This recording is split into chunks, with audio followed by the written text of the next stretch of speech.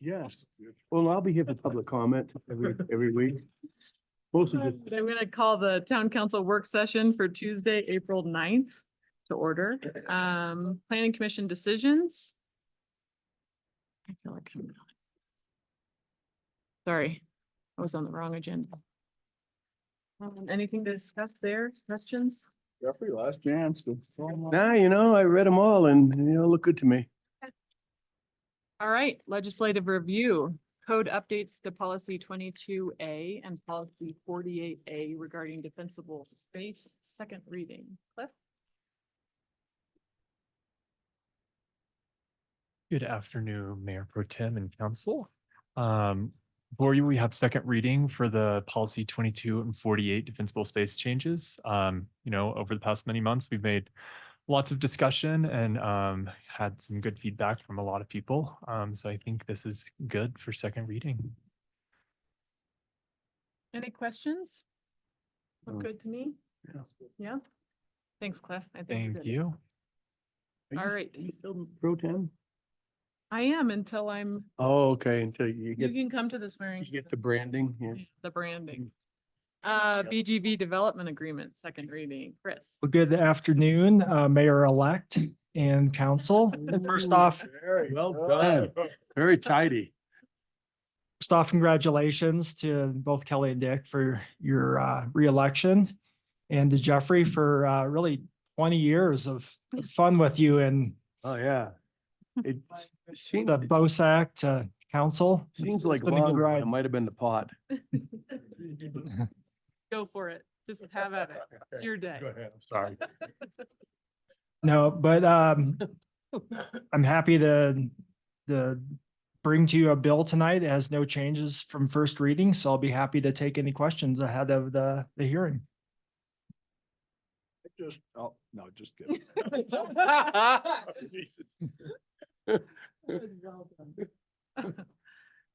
Anybody Warm it else? up for Jeffrey Yeah, not being I here. can see that. Yeah, fine. Bringing it for your last Yeah. meeting. Okay. I think we're all happy. Thank you for all your work on that. You're very welcome. Yeah. We'll see you tonight. Really appreciate that. All right, Trekkie, are you here for Entrada? I am. Ordinance? Yes. So there are no changes from first reading on the Entrada annexation and development agreement. Okay, sounds good. Anybody have any points to add? Not about Entrada, but what's it do when there's property to the south of Entrada that isn't annexed? Like, in other words, is there more of a claim, like, say, the place where that liquor store is, or, some of these other places that aren't in the town, or French Creek, that would make it easier or more attractive to annex? Well, I mean, we have it's up to the council to, to initiate an annexation if they want. So it doesn't affect it essentially is what. No, what I'm- no. I okay. mean, if we surround a property like we did the claim jumper condos a few years ago, the council decided they wanted to annex it, and there was really no recourse for the property owners at that point because they were entirely surrounded. They were an enclave Yeah. of the town. But normally it's property owners request an annexation. Okay, kind of like Warriors Mark. Okay. Yep. Anything else? You guys looking at it? Yeah. All right, I think we're ready. Thank you very much. Thanks, Mark. Done, Mike. Yep, thanks for coming. We do fast government. It's a good thing.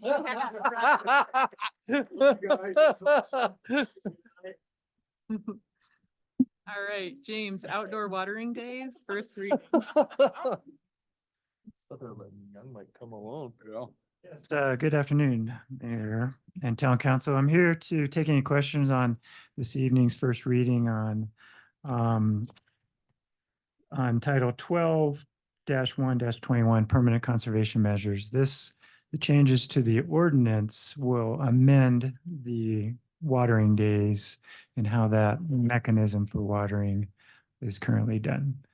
This was covered, we presented on this several weeks ago, and this is just the first reading of the changes that were discussed. Happy to answer any questions. I guess not. Maybe it's a question, but You know how we talk about snow melt and how there's technology that will turn it off when it's not effective and turn it on. Are we anywhere near that with what irrigation systems of having the, you know, if you have a unintended home that isn't manually pressing water days, that if it has rained the day before or raining currently, that the irrigation pauses until the next day, or, and are we anywhere closer to that?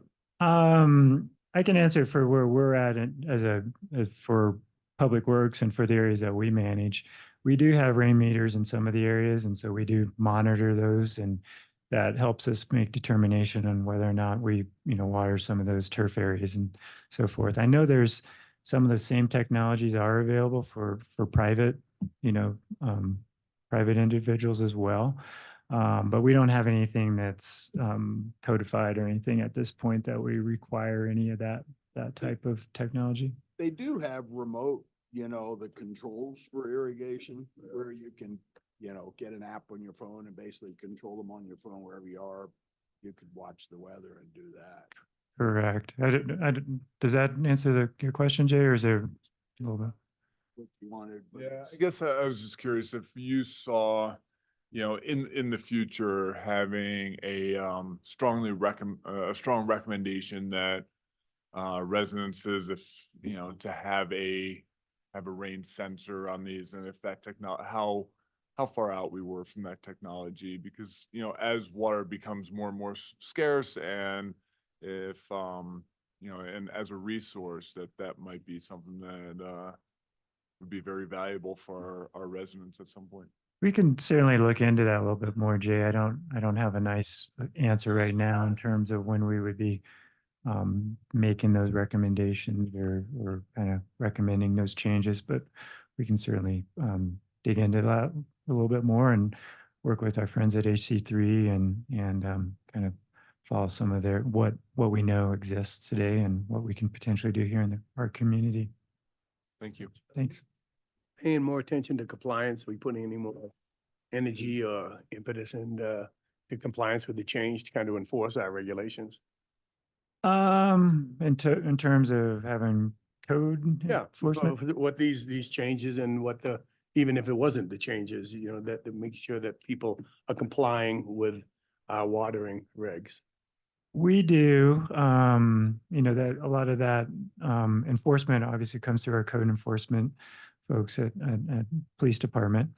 And a lot of that, how it all comes on, the awareness of it is through our staff or some neighbors, letting us know. But certainly for our water folks, as they're out and about, we've certainly seen properties irrigating in the middle of the day, which is shouldn't be doing anyway. And we'll see that here at the startup when all the systems are being charged and stuff, and people are setting heads and stuff like that. But certainly as we see those deeper into the summer or later in the summer, we'll let our code enforcement folks know. Yeah, I mean, my point is any sort of regulation, any sort of conservation is moot unless people, it's enforced. So. And to Jeffrey's point, what is the communication strategy on getting this out there, on going from east and west to number, if you're an odd or an even? HC3, I don't know if they're here in the audience. I didn't know if Rachel was going to be here today, but they are really going to be doing a lot of the marketing of this and the education for our public. I think they're going to have release some information on some of the socials, as well as have some other outlets, I guess.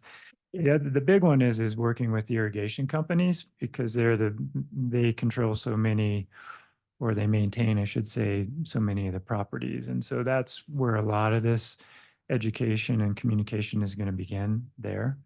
And then as we'll start to take it into those individual properties and those areas as needed for the. That's great to hear that we'll go direct to, the irrigation companies and the landscaping companies, because they're the ones that set the control panel and leave it, and, the homeowners just kind of go with it. So that's great. Correct. Thank you. Well, you tell some of our teenage children too? I'll see what I can do. Know who sets the clocks? Yeah, yeah. I have a couple of those and it doesn't work very well telling them anything. So,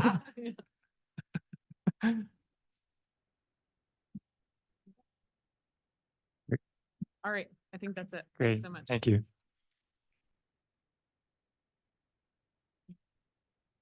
Demolition by neglect ordinance, first reading.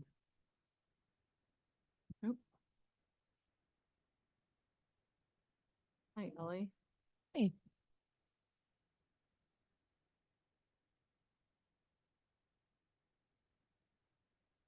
Good afternoon, Mayor Pro Tem and Council. Before you is a first reading of a bill amending Title IX, Chapter 11 Historic Preservation Code, focusing on adding demolition by neglect provisions and extending those provisions to all historic structures. Since the last time this was brought before you during the March 12th work session, staff solicited feedback from 3 contractors with local experience stabilizing historic secondary structures and revised the stabilization definition based on that feedback with added wordings shown and shaded. That's great. Okay, any questions here? Comments? I like the changes. They're good. Agree. Okay. Specifically, that last line on the definition of stabilization, that the goal of stabilization is Yeah. to keep the structure standing and prevent further deterioration, but it's not to achieve a complete restoration of the structure. Yeah. I think that hit it just perfectly, so thank you. Well, and that came up in the email we just got as well. I think there's a misconception that it's not restoration, it's stabilization, so. Back to the communications plan. All right, any other comments? Great job on this. I Yeah. think it got exactly what we were hoping for. Yeah, thanks for reaching out to the contractors. I think Yep. that's always good. Yeah, very helpful. All right, Thank you. thank you very much. Municipal judge appointment. Mayor Pro Tem and Council. Judge over here. I should say Mayor-elect. This is the every 2-year reappointment of our municipal court judge. Judge Buck Allen, who I think you all know at this point, has been here for 26 years. This will be his 14th 2-year term with the town of Breckenridge. We have a good working relationship with him. We would like to ask for a small amendment to the resolution, which is a 5% increase in the annual salary to be consistent with what was offered the prosecuting attorney. And that was not captured in the version in the packet, and that's probably my oversight. So it would be 31,449. And I can make the amendment to the resolution and have it ready for you for the evening meeting. Thanks, Helen. Thanks for coming, Judge. Would you Oh. like to say something? Well, I really enjoy being the judge for the town of Breckenridge. What's really pleasant, well, one, town treats me very fairly. And 2, it's really a delight to work with so many nice people. It's really refreshing and it works really well. And the last couple of years, we had to work a lot with getting around COVID and all of that, but that worked out really well. And so I really look forward to another 2-year term. I really appreciate it. Thanks so much. Any comments on this? Any questions? Why is it 2 years? Is it because of the charter? Do you believe? Or Yes. just because of Yeah. his age? Then it might be 15 It's in minutes. the charter. Judge, really appreciate your years and years of service. Thank you. Thank you very much, sir. It's so pleasant coming over here and working, and I really enjoy it. And it's interesting. I've been up in the mountains now for 50 years and kind of morphed into a simple mountain bumpkin, but I kind of understand the culture. And so it's really enjoyable. Yeah, we're lucky to have you. We, Lucky to have you. Thanks so much Yeah, for thank coming you. today. Oh, you're very welcome. Thanks, Helen. Thank you very much. Our pleasure. you buck. All right, Shannon, public projects update. Oh, I know what this one's gonna be. Oh, this guy's- What was that? Right, no, Kingdom, Kingdom. Shannon, your last Yeah, right. Hello, I do not have anything to add to the information in the packet today, but I'm happy to take questions. All right, great. Questions for Shannon? I've got one. So on the fiber, is that 3 million, there's no increase there. That's just kind of, that's what's allotted for the year. That this isn't like an additional bump up. No, not increase at in all. request.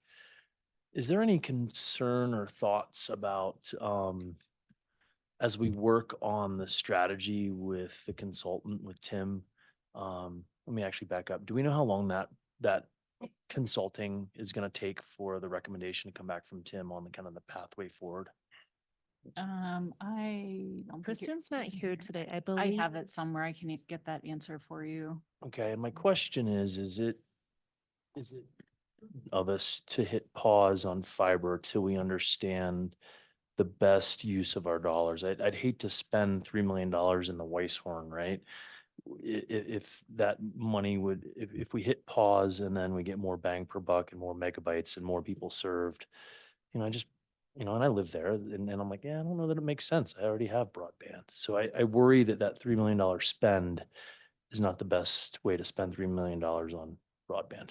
So that's a great question. We've had that discussion with Tim. I think to your point, we won't be expanding into the Weisshorn this year.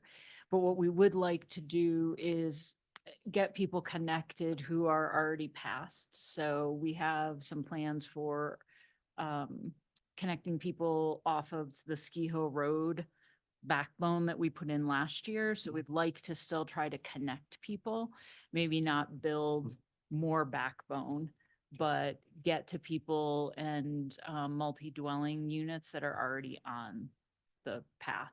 Perfect. That was gonna be my next follow-up, is like if there could be a retargeting of that $3 million spend to make sure we're hitting multifamily and like if we are gonna not hit pause and proceed with more doors served there. Hmm. So anyways, thank you. And we're not guaranteed to spend the whole 3 million. As you Okay. can see from that, we've been rolling over our unspent funds, so it's not necessarily the goal to expend all of that. That's Yeah. what's been allocated thus far. And I'm excited to hear back on that report because I think there's an opportunity to do better. So thank you for the hard work there. Anything else? Will we have regular updates from 106 when they start working and as you get Absolutely. them? Fantastic. We'll share everything that we have to share as we grow and get the program stood up. I know that there's a lot of community engagement with this program right now as it becomes more and more coming to fruition. And so the more information that we can get out there and share, the better. Absolutely. As you know, we plan to go back to the Restaurant Association meeting on June 5th, as well as to host 2 smaller meetings with any interested business owners in May. We just haven't set those dates for the May meetings quite yet. Excellent. Have we been able to connect 106 with any of the restaurateurs that have expressed concerns and? Attempted, we've reached out many times to those concerned restaurateurs and we haven't really gotten much feedback from them directly, but we'll keep at it. Thanks for trying. Yeah. Appreciate it. Shannon, can you tell us what the closure dates is on the dog park? Both or either for, I know that sometimes we close half of it, a portion of it. And then also for the like overhaul? We don't have the overhaul dates. Yeah, Okay. we haven't did that. Okay, We can come back to you with our operational closures, our typical ones.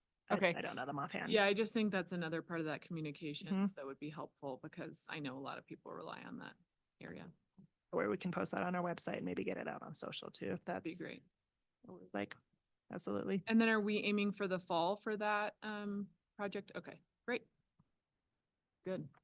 Any other questions? All right. I might have missed it. Is there a temp dog park in plan or is it just somewhere in, go to Jeffrey's yard and, I think the latter. okay, great. Thank you. Good plan. Extensive communication, but we can do it. Yeah. Yeah. Check in the next public comment. Thanks, Shannon. All right, mobility update.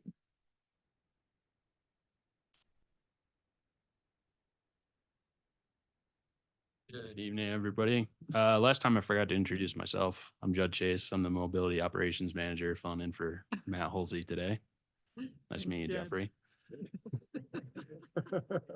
Fully responsible for these increases, right? Mhm. No, we have some good leadership in place that and some support from you guys. Wow, with that attitude.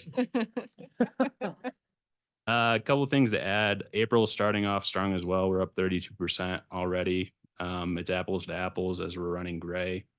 The transit app is back up and running. I apologize for that inconvenience. That's on me. And then we also won Government Operations of the Year through Summit Chamber District. So pretty proud of that as well. Congratulations. Well done. Hey, did Purple's still twice an hour, right? 30-minute service. Yeah, 23 and 53. Yeah, It's on the app. yeah, okay.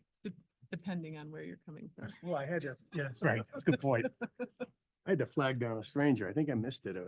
My watch was slow, whatever. It's not your fault.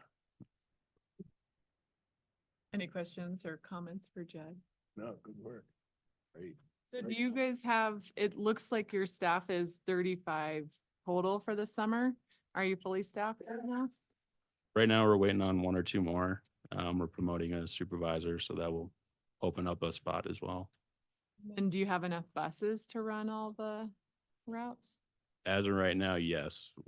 Cutting our service, we've added 3 extra buses, so in reality, we should be okay. There's a part shortage and other things that are kind of out of our control at the moment, but we're doing what we can. Any movement on that?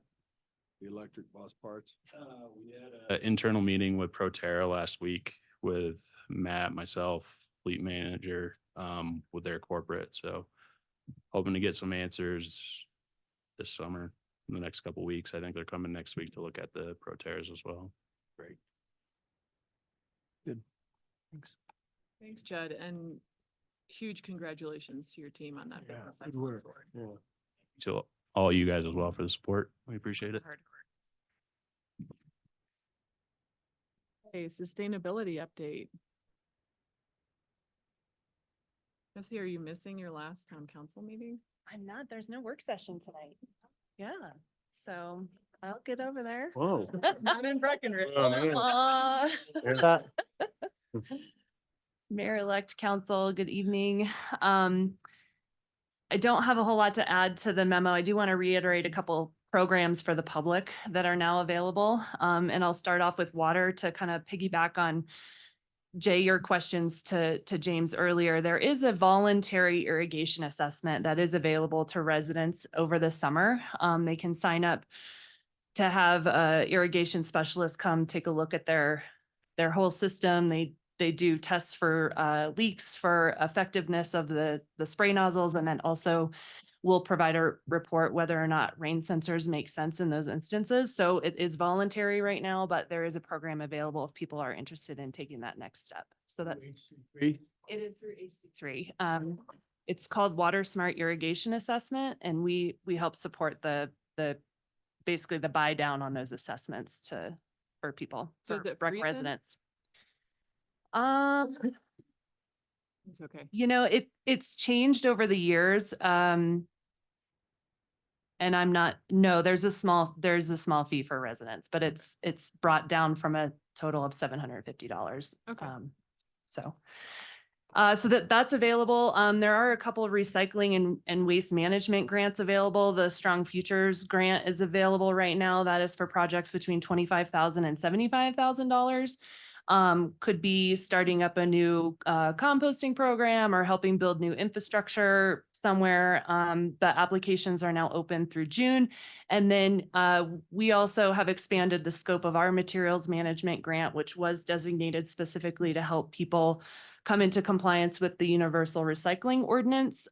We didn't see a lot of uptake with that, and the people who were interested in that grant had projects that exceeded our limits on that.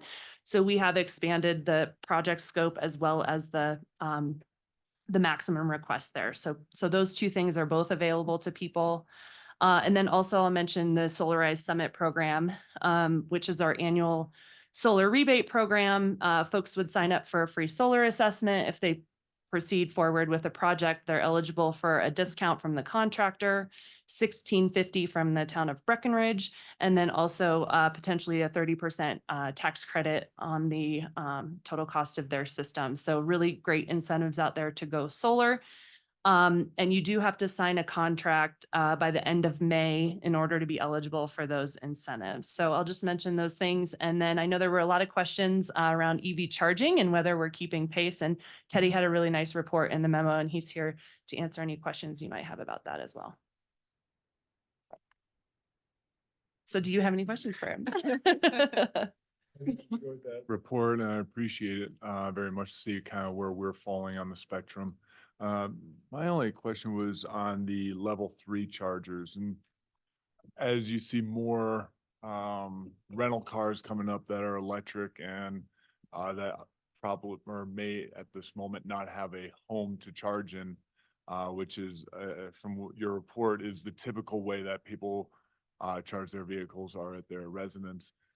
If people are coming up and renting electric cars, do we have adequate level 3 chargers, or will we, once the 2 come online, for the people that are kind of filling up, if you will, and not spending all day at level 2?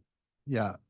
I will say for the 2 that are coming online, that are the Xcel owned fast chargers at the library, we do have backend data access to those chargers, so we can actually see every session that happens there. So I think our plan or strategy is just to kind of monitor the utilization of those ports, and then if we see that they're constantly filled up or there's not port availability, then we would be looking to scale it. I actually do think there's a little bit of additional capacity there to add 1 or 2 additional fast charging ports at that same location as well.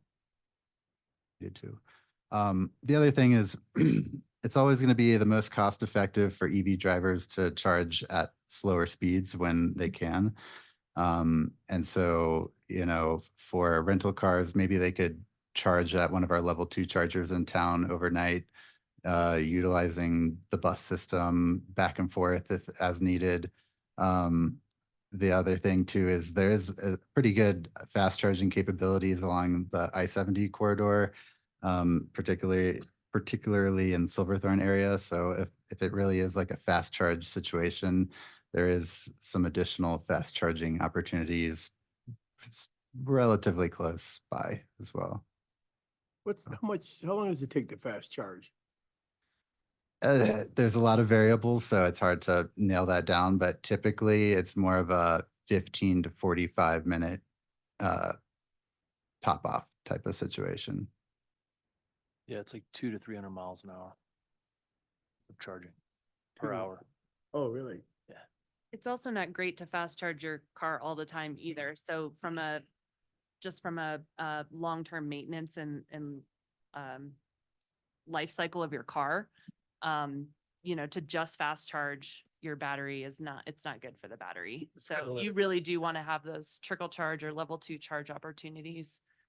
And I will just note that if people are looking to install EV chargers at home, they don't have it today, but they'd like to, the rebates that we provide to the Energy Smart program are also eligible for EV charging. So it's not just energy efficiency projects, but also the installation of EV chargers. So we've had a couple installed through that program as well. Do we have any concerns about shortages of any of the equipment for the chargers, transformers, those kinds of things? Transformers, yes, there's a big kind of nationwide supply chain issue with transformers. I've heard 18 to 24 month lead time on certain ones that are needed for upgrades. So it is definitely a When you big say concern. upgrades to go from 2 to 3, or what do you mean? Or just upgrades to where you can charge? Yeah, no, just for the transformer upgrade to like maybe a 500 kVA transformer. That's a popular one. I know they have supply chain shortages for. So yeah, they're like looking everywhere for transformers. Any industry response that we're aware of, or?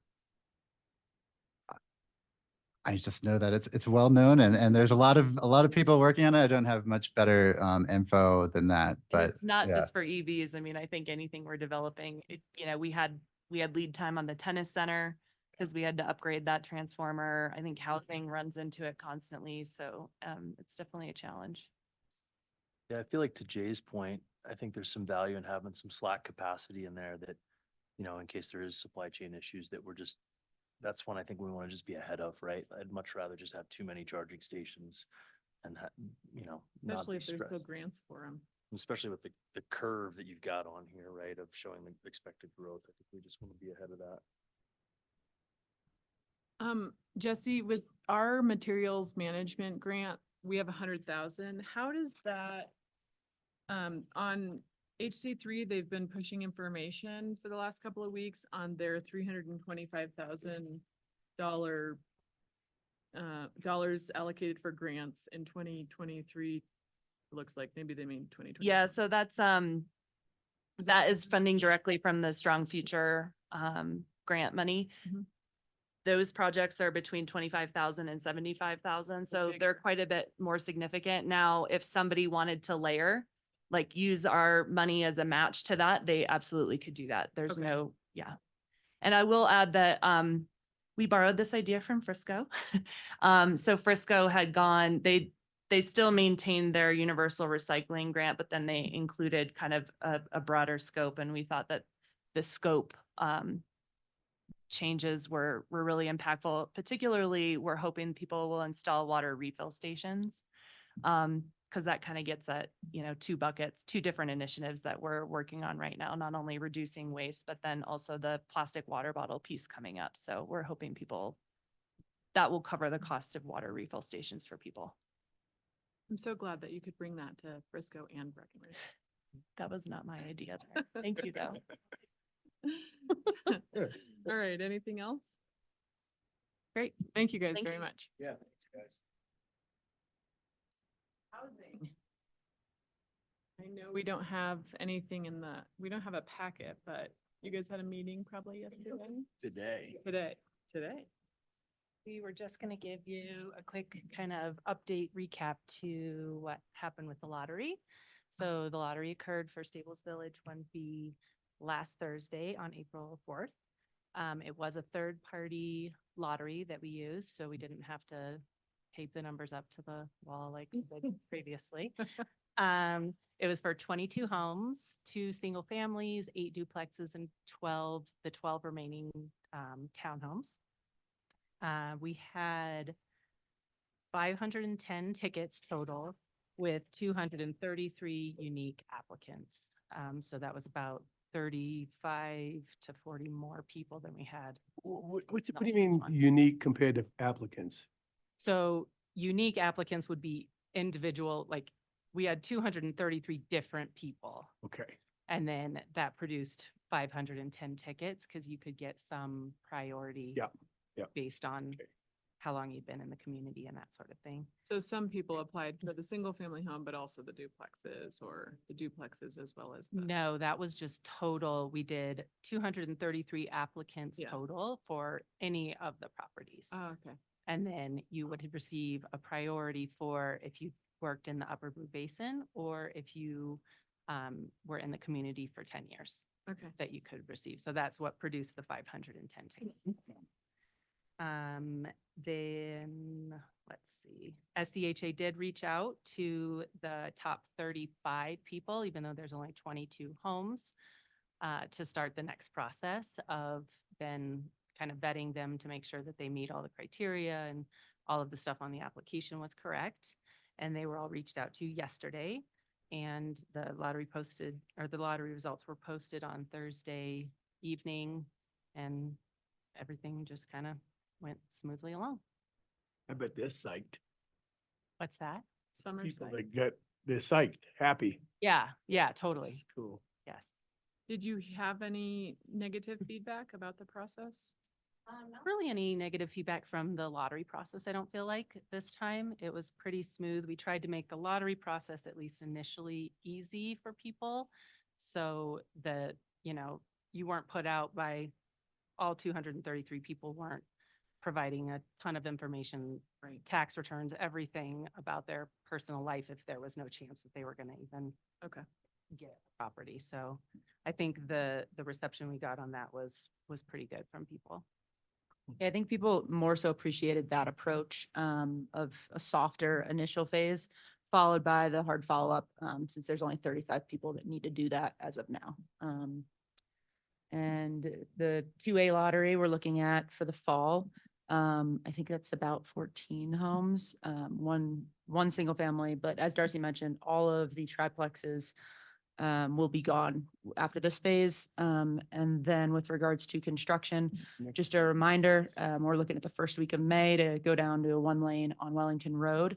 That will be only during construction business hours, so roughly 7 to 5-ish.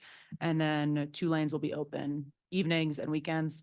And then there will be one day when they're actually doing the full cut across Wellington Road by Corkscrew, that the road will be closed, but once we narrow down that exact day, we've been working with marketing and outreach to make sure that everyone's noticed, including buses, school buses, all of that. So we're looking at possibly a full month of May closure.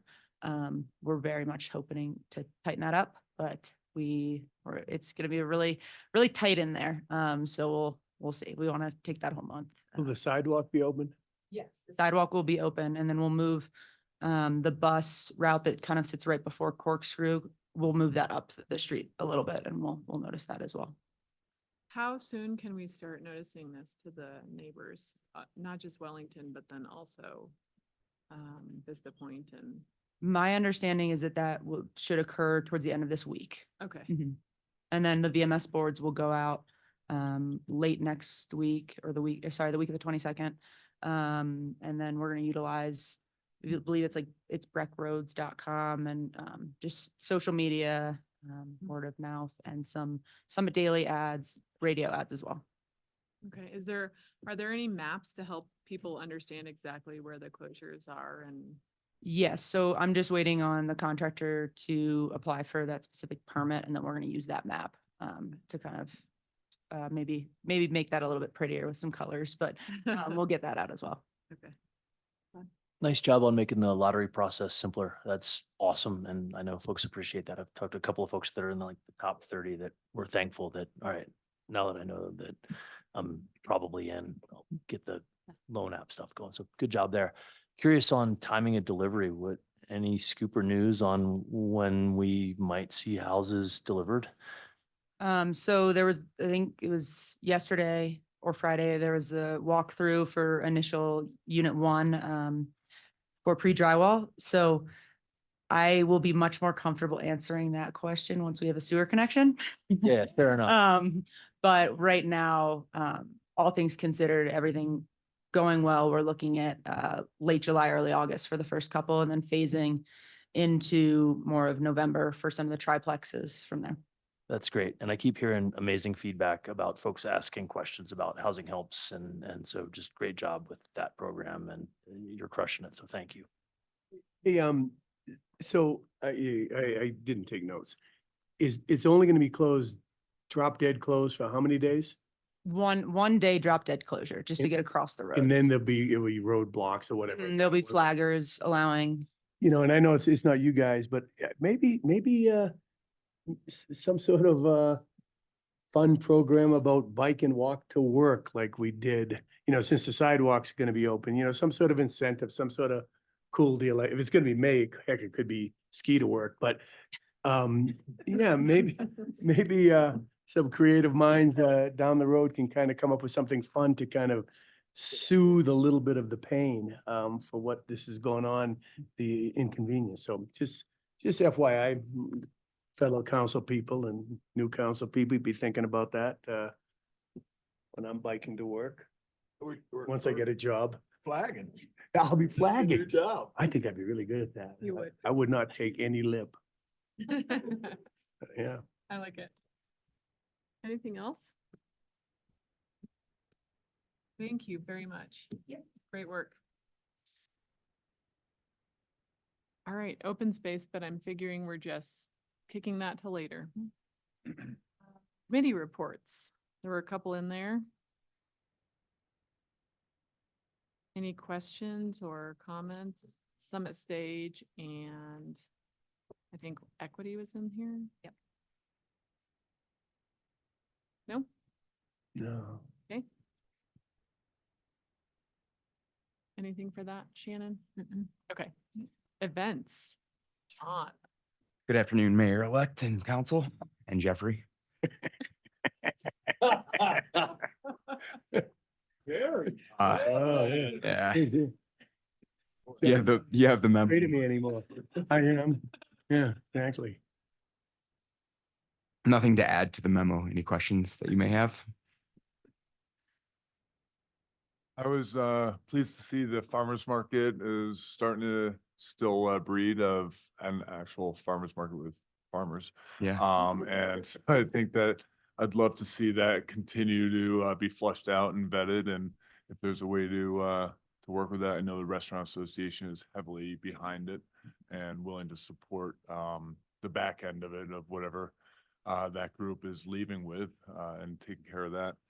My question was kind of on the ski resort concert series and having that come back out, and if there's been a collaboration with Breck Create and their concerts and trying to gel those so that we're not pitting ourselves against each other or ski resort. There has been, I believe I saw Tamara here. So the concert that's going to take place in July, there's potential collaboration that the main act would perform for Breck Create and the ski resort for that day. So those conversations are happening. Excellent. Yeah. I'll just speak since I have the microphone, but Tamara did reach out directly to Vail Resorts just to start the conversation of, hey, let's work together in the concerts especially, but you know, any other arts. So I know that that conversation, John was super receptive and has begun. And I think we definitely saw the benefits of having an event committee because, you know, this July event is right on Breck Creates most important fundraiser of the year, July 20th, right? And so, you know, I think Vail Resorts really heard that and took that seriously as wanting to collaborate and certainly not wanting to overshadow whatever events were, you know, trying to raise funds for Breck Create. So I think that was a really exciting, I think, outcome of the events committee that I saw.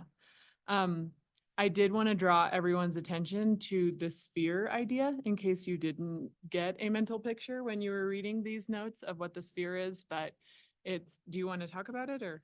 Sure. I mean, we don't have a ton of information, but it's, you know, the sphere that's in Las Vegas right now. It would be a portable version of that, something that they would take about 3 or 4 days to set up in the gondola parking lot, and it would stream the concert that is up above at the ski resort. The biggest thing is we just need to learn more information, and we don't want this to be a T-Mobile infomercial by any means, but it could be really cool, something to draw people into town, and, you know, it could be pieced together with sustainability, you know, if they could do some kind of protect our winters or cool videos inside. And then the other thing we talked about was allowing like children's camps to go, you know, check out the sphere, see what's going on in there. But we don't, I mean, Kelly, I don't have a ton of information at this point. No, I just want to but make it- sure that council and anyone who wants to Can we comment put on this in the simulcast? future really understands that we're contemplating this. It would be located not at the ski area, but at the base of the gondola, so basically in town. And then I do think, I mean, the ski area was very receptive to maybe doing some Be Like Breck or, you know, sustainability films. You can't just put up anything. It has to be something that you can be in the middle of, that kind of video. Just like a whatever that means, simulcast? 360. I don't know what that. means. Would it be radiating out or do you have to be in the sphere? Like do you have to be? My understanding do is you have to be outside the sphere? you can be in the sphere in this thing, but same as I'm pretty sure they can project on the outside, similar as the model in Las Vegas. It'd be just like a 1/10 or 1/100th of the size. the one they have there. Get the video that Chase said he was gonna. He has not sent it, and I've just been doing like Google searches, and I've seen it like a smaller one on the golf course, but That's what he mentioned. They've done it at several golf courses and they've, so some of the issues that were brought up is obviously that we would want it to be completed before, days before they were trying to go live so that Red, White and Blue could make sure it was a, structure that could accommodate people, humans, not fall on anyone. But also they have done this in other locations. This wouldn't be, the first ever, but yeah, I think I'll have a bunch more information next month that can share with you before. Is it dark sky compliant? definitely. Sarah did send a link, but it was the golf one and it was only inside. So Ah. it wasn't projecting on the outside, but I don't know if. So maybe that's the same. question. We'll bring some of those questions back. Yeah, if you can bring any videos, I'd Yeah. And we'll have Absolutely. videos. Mhm. see those or send them to us. One quick piece that, I don't know what the right process is here, but to, I think about, and it's almost like two-phased in my mind, is we're working on, the F&B plan and this temporary structure behind the Riverwalk Center. There's a cultural master plan that's hopefully going to get launched from BCA coming soon. There's the Blue River Pathways coming. There's a discussion around the Riverwalk Center. And I think there's silos of those right now. And I think about snow sculptures that we need kind of like a site plan master vision for FLOT to Paley to kind of make sure all that ties together, especially if the horseshoe ends up working and something more permanent goes there. Just, yeah, I worry about the event side and snow sculptures, and those are all big pieces, kind of all at ground zero right there. Yeah, that's a great point. Shannon, did you want to say anything about, there are meetings ongoing, right, between Public Works and BTO about snow sculpture for sure. Yeah, so I don't remember what day we're meeting, Friday, I think. Friday, we're having an internal meeting to talk about those things. Cool. We totally agree. Yeah, I'm just like, snow Very- sculptures. Yes, and Trucks. And Sarah was very concerned as well, and she did a great job of like kind of mapping out some of the issues on some maps and sending it to us, so we want to support them, support snow sculptures. And in for our some of this community. master planning, if we can kind of get a more permanent home, that would be fantastic too. I know when we were under construction on gondola lots, that just trying to find another place for them we just couldn't, not another good one, so. Right, It's just such an important event. yes, we have to support it. I'm sure they'll be happy to hear all of us say that. Yeah, and I wonder if, I think on some of those maps they had shown like an Uller Plaza, and yeah, I think having the snow sculptures, some permanence there around it, Shannon, with Norris, figuring out a way to, just kind of memorialize that and have a spot for them. But yeah, thanks for weighing all those factors, because it's interesting looking at the map, like there's a lot going on there down the road. So thanks. The center of town. Mm-hmm. Yep. All right. Anything else? Thanks, John. So the next thing you have is the grants update. If you have questions, there's a memo in the packet. If you have questions, Aubrey can answer them. She has a broken ankle, so she can't come down. But if you don't have any questions, then you can move on.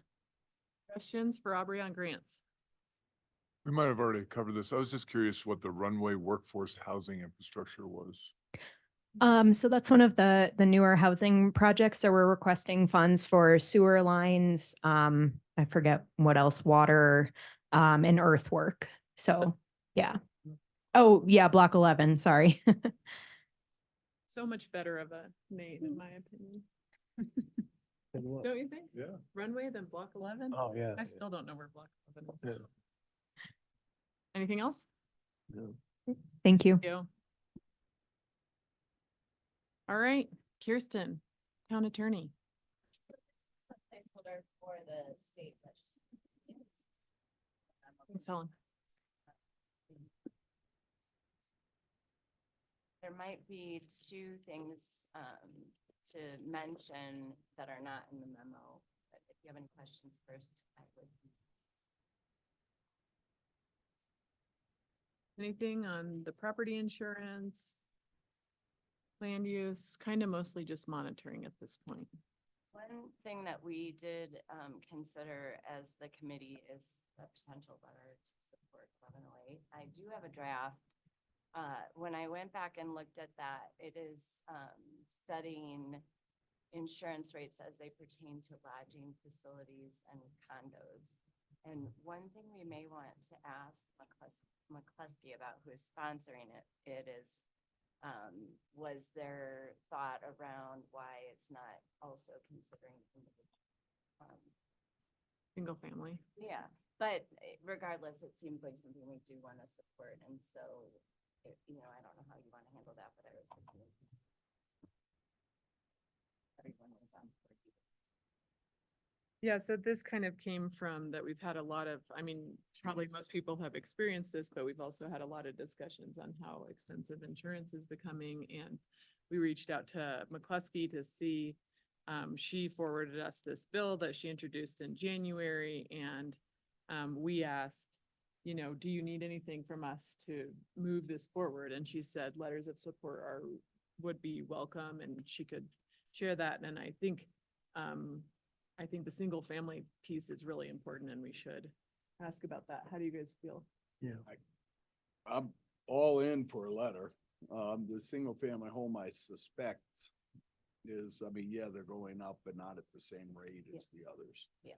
And I think the others are alarming. Does the state have any teeth? I mean, can the state kind of regulate the best practices of a national insurance company? So this bill is to start a study, which I think is the first step to inform future legislation.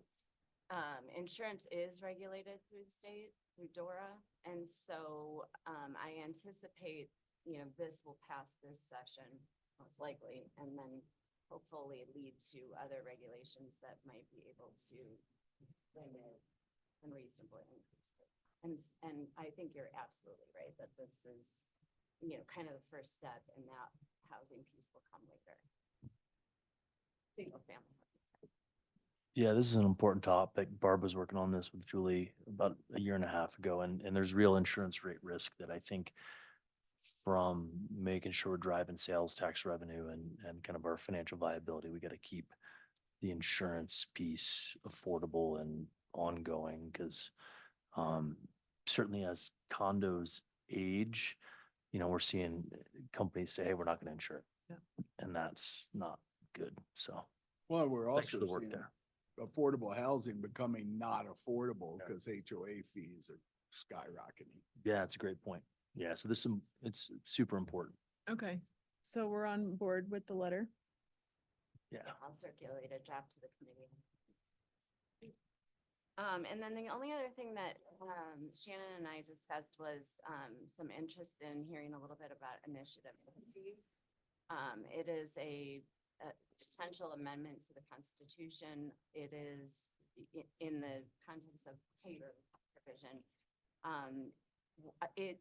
The idea was originally born by Common Sense Institute, which is a more business organization, but it's now been joined forces with, I think it's Advanced Colorado. It's Michael Fields, a conservative think tank. The ballot measure itself would say that there's a mandatory voter approval required when for local governments to retain any revenue that exceeds 4%, and it's tied to the growth in the way that Tabor measures have. I mean, anytime there's a proposal that might limit taxes, real property taxes, you could see that this, has a potential to pass. And then, of course, would impact our budgets as far as potential retention of revenues and our share back. There was one other thing I wanted to mention. Oh, I guess it's just important to know that this is just a saga that continues, because when Gallagher was repealed, everyone knew that, these tax rates would go up. And then there was, last session was the proposition HH, which was defeated ultimately, but now we're seeing, another variation trying to balance.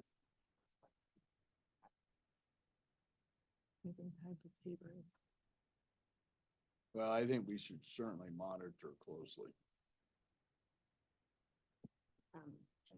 The only other one that I wanted to mention was 1373, and that's it's an effort to try to correct, depending on which side of the fence you're on, the legislation that allows for alcohol to be sold in grocery stores. And so we heard at MMC from Frisco that they've been getting some requests from their liquor stores to support the legislation, which would put some restrictions around how grocery stores are selling alcohol, where it can be in the store, that kind of thing. And we have not heard anything. So I'm just curious if you all have been hearing, if there's any reason for us to take a position on this. Is this 181? 1373? Oh, okay. There's another one, State Bill 24181 that is, I believe is very similar to that. Okay. I'll take So those are,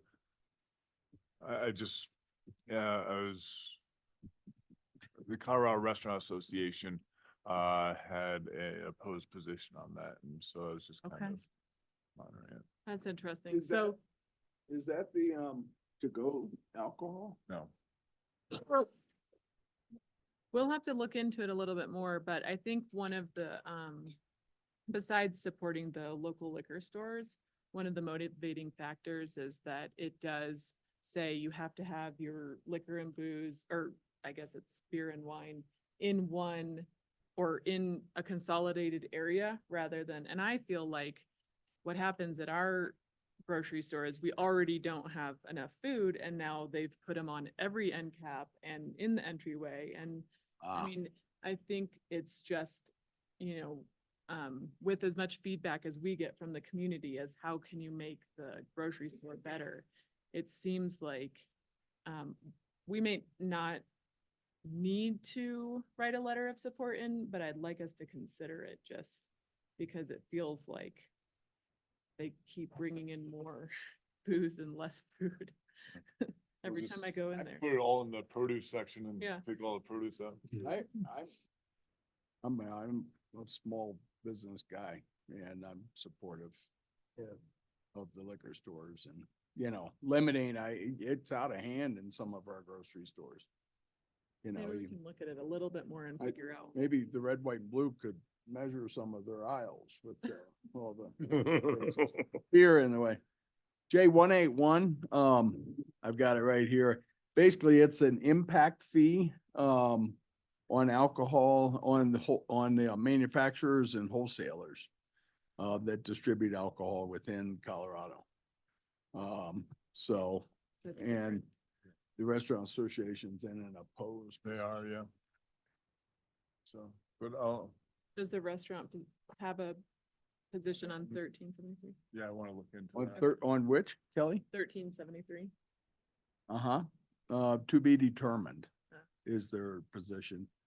We're in a neutral position on that right now. That's basically 1373 is a lot about retail to retail. How much can restaurants buy in a liquor store Yeah, if they run out of something? right. We can look at it more. Okay. All right. Thank you, Kirsten. Any other questions for Kirsten, or we can move on? Thank you. Planning matters. We'll move into the Arts and Cultural Master Plan scope of work. Yeah, we're gonna take a quick 3-minute break. Yeah, yeah. I checked.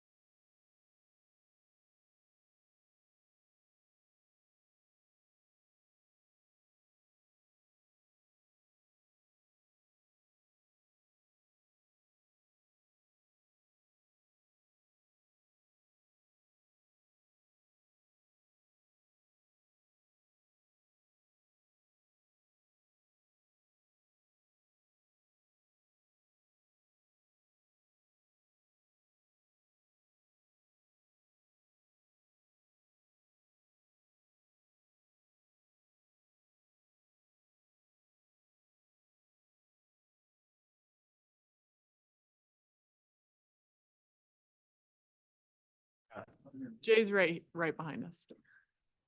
All right, we're ready, Julia. All right, thank you, Mayor-elect and Town Council. Tamara and I are here before you to present our scope of work that came from our Arts and Culture Master Plan Steering Committee, which is made up of 10 members that are listed in your packet. This is really a vision plan that is a 10-year vision plan and really looks at what we want to be with arts and culture within that timeframe and give us some short and long-term goals on achieving that. So the steering committee has met several times. We wanted to go over the project's approach and engagement, community engagement, desired outcomes, and then we had some suggested methodology that's wrapped into this scope of work as well, of what they'll have to look for. We also want to mention that this scope of work also has been looked at through the town's equity and inclusivity lens also, which has been incorporated into this scope. And also there's pieces and parts that will be incorporated into the formal RFP that gets issued. So just wanted to mention that as well. And I'm going to hand it over to Tamara for a few comments as well. Thanks. I just want to say thank you for the opportunity and the time that you're giving arts and culture right now. The landscape for us as a field and an industry has changed so much since COVID. And we are very enthusiastic, I think, as a group, to have the opportunity to understand what our community wants and the role they want arts and culture to play in some non-arts outcomes way. So we really want this plan to provide you with the data that you need to make decisions about investments and how to use the arts for everything from, destination management to social equity and sustainability and beyond. So with that, I think we'll take any questions that you might have about what we've enclosed in the packet. Jay, you want to add anything since you've been part of this group? Thank you. Yeah, I think really this moment, the only thing I really want to add is that we've used the destination management plan as a template on how to really engage our community to get the feedback. And I think that was important to use that since that was so successful, to emulate that and learn from our mistakes that we've made in other plans and really focus on what's worked in the past. And that's really engaging our community. And so that's a very heavy portion of this. And this committee has worked tirelessly to put together an RFP outline that will accomplish so much. And like the goals are very they're very ambitious. And so we're excited to see what kind of interest we get and what they look like. We've looked at other plans from everywhere from Golden to Santa Fe, and we've looked at people that have done work for us before and was successful. And I think we got a good group that we're going to target to hopefully respond to our RFP. Great, thank you. All right, any questions, comments on the RFP? It was thorough. Okay, well, yeah. One comment, I think this is really good work. I just want kind of just a general thought. I want to be very mindful in having this be a bottom up and not a top down study. I think we need to really give voice to all of our arts organizations. And I mean, to me, the real goal here is to help all the arts organizations in our community thrive and help them really deliver a robust and diverse offering to our residents and guests. And, I just, I think I just want to look at all options for structure and how we do that and how we can best support all organizations and really, yeah, have it be a bottom up approach to how we do that. I don't know if that made sense, but You know, I don't want to be stuck on structures that are in place today and look at all options. I don't think that we have to live with what we've got today. I think we can really look at everything. I'd also like us to be mindful of the varying demographics. When I, there again, anecdotally, when I think of the arts, people that frequent, a lot of it is people my age, or, and so I just want to reach out to the freshman class, so that, and hopefully let them kind of alert them. I'm sure if they learn about it and they see the availability of what we have, then they'll be psyched. But I also think we need to kind of reach out to families, to young people, to going forward.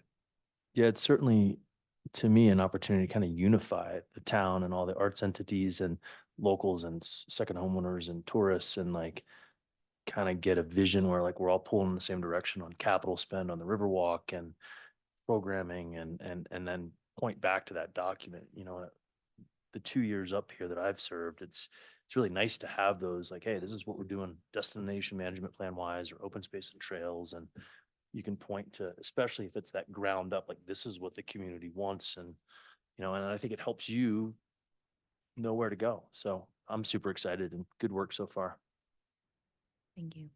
Did you want to say one more thing, good? I was just gonna point out Gary Gallagher would call you a cotton top. Exactly. Yeah. I think we need to go from cotton tops to snowboarders, and everyone in between. Agree. Yeah. My only comment is really just that I'm most excited to hear what the community has to say. I feel like when, 5 years ago, we had a master plan that really was for visitors, and we completely pivoted to being very centralized on the community. And I personally don't feel like I have that answer of where we should be spending money, of who should be most accessible to, or what type of, whether we should have events or whether we should only have the arts campus going. I don't have a strong understanding of that. And I don't know how many people up here feel like they do have that, but I'm really looking to rely on public outreach for that. And so to do that, I feel like we're going to have to do just a really outstanding job, just like the destination management plan did, on reaching all different types of visitors, locals, everyone, so that we can really understand what the use should be. I know that there are, people who I really respect in the community who believe we should have more of a destination facing arts programming here, and other people who I think know this community equally well, who think it should be all community based. And so we just need more information. So hopefully we can rely on this plan for that. Anything else? No, I think all the concerns and ideas expressed have been vetted out by the steering committee. That, and again, just to clarify, the steering committee aren't the ones that are making the decisions on what the arts plan is. They were brought together. We were brought together to really flesh out what we're hoping to achieve by hiring a consultant, and what the parameters are that consultants may be working within. And the number one thing that was put out there was go to the community, go to the people that work here, live here, have second homes here, and visit here. And let's take all that information and really do a bottom up. And that has been, Tamara and Julia have done such an amazing job of bringing all those opinions together, formulating and editing and revising, and really honing in this ask for this RFP to being a comprehensive document that may, I think it might make some people's eyes glaze over when they read that, going, hey, this is too much for me. And I think that was somewhat purposeful, that we want someone that it has the ability, who's done it before and has the ability to be on the boots on the ground here and not zooming in, and the wherewithal to be able to put together a plan for us. Yeah, and that's evident in the document, Jake. Mm-hmm. I had to read it twice. I glazed over the first time. So it sounds like you have support for this RFP outline. Is there anything else you're looking for from us at this time? No, that's great. We just wanted to make sure we had your buy-in before we issued it to make sure we were on the right track. So we will be issuing the RFP soon. And once we have a consultant and have things going, we'll be back and give you updates regularly and have the consultant come in at certain timeframes. Well, will this committee stay in place to work with the consultants through the process? Yes, we will still have the steering committee, although we're really looking for the consultant to do all this boots on the ground type work with all these focus groups and one-on-one meetings that we have in here. But we'll be providing the steering committee updates along the way and then meet as we need to. Great. Really, the next step that we're looking at is that staff is going to take all the applications, weed them down to maybe 2 to 4 based on merit, and then bring them to a subcommittee of the steering committee to kind of hold in-person interviews with those finalists and then make a recommendation. Cool. All right. Well, thank you, guys. We're excited to see what comes from it. So are we. Okay, we're on to the Historic Sheds Grant Program. Holly. Yeah, little dudes on lewds. Carol will be here. She's online. Huh? Oh, is she? She's Good. online. Yeah, she said she'd text me if she needs something. She doesn't want just. Okay. Hello again. So based on public comment at a past planning commission meeting and a survey of historic sheds, and then working with the code changes that we discussed earlier, staff proposes the creation of a grant fund to be administered by Breckenridge History for the stabilization of historic sheds and secondary structures. It would be focused on the 12 structures that were considered poorly maintained and not maintained, which the Breckenridge History consulted with 2 different contractors and came up with a stabilization estimate of between 20 and 35 grand for the shed in the worst condition that currently has no roof. And the other sheds would be much less. And the property owner would be responsible for half of the cost of stabilization, with the grant program supplying the other half. And there would be a maximum grant amount of 15 grand, and we would be focused on the 2 sheds in the worst condition this year, and then 2 additional sheds per year for the next 5 years.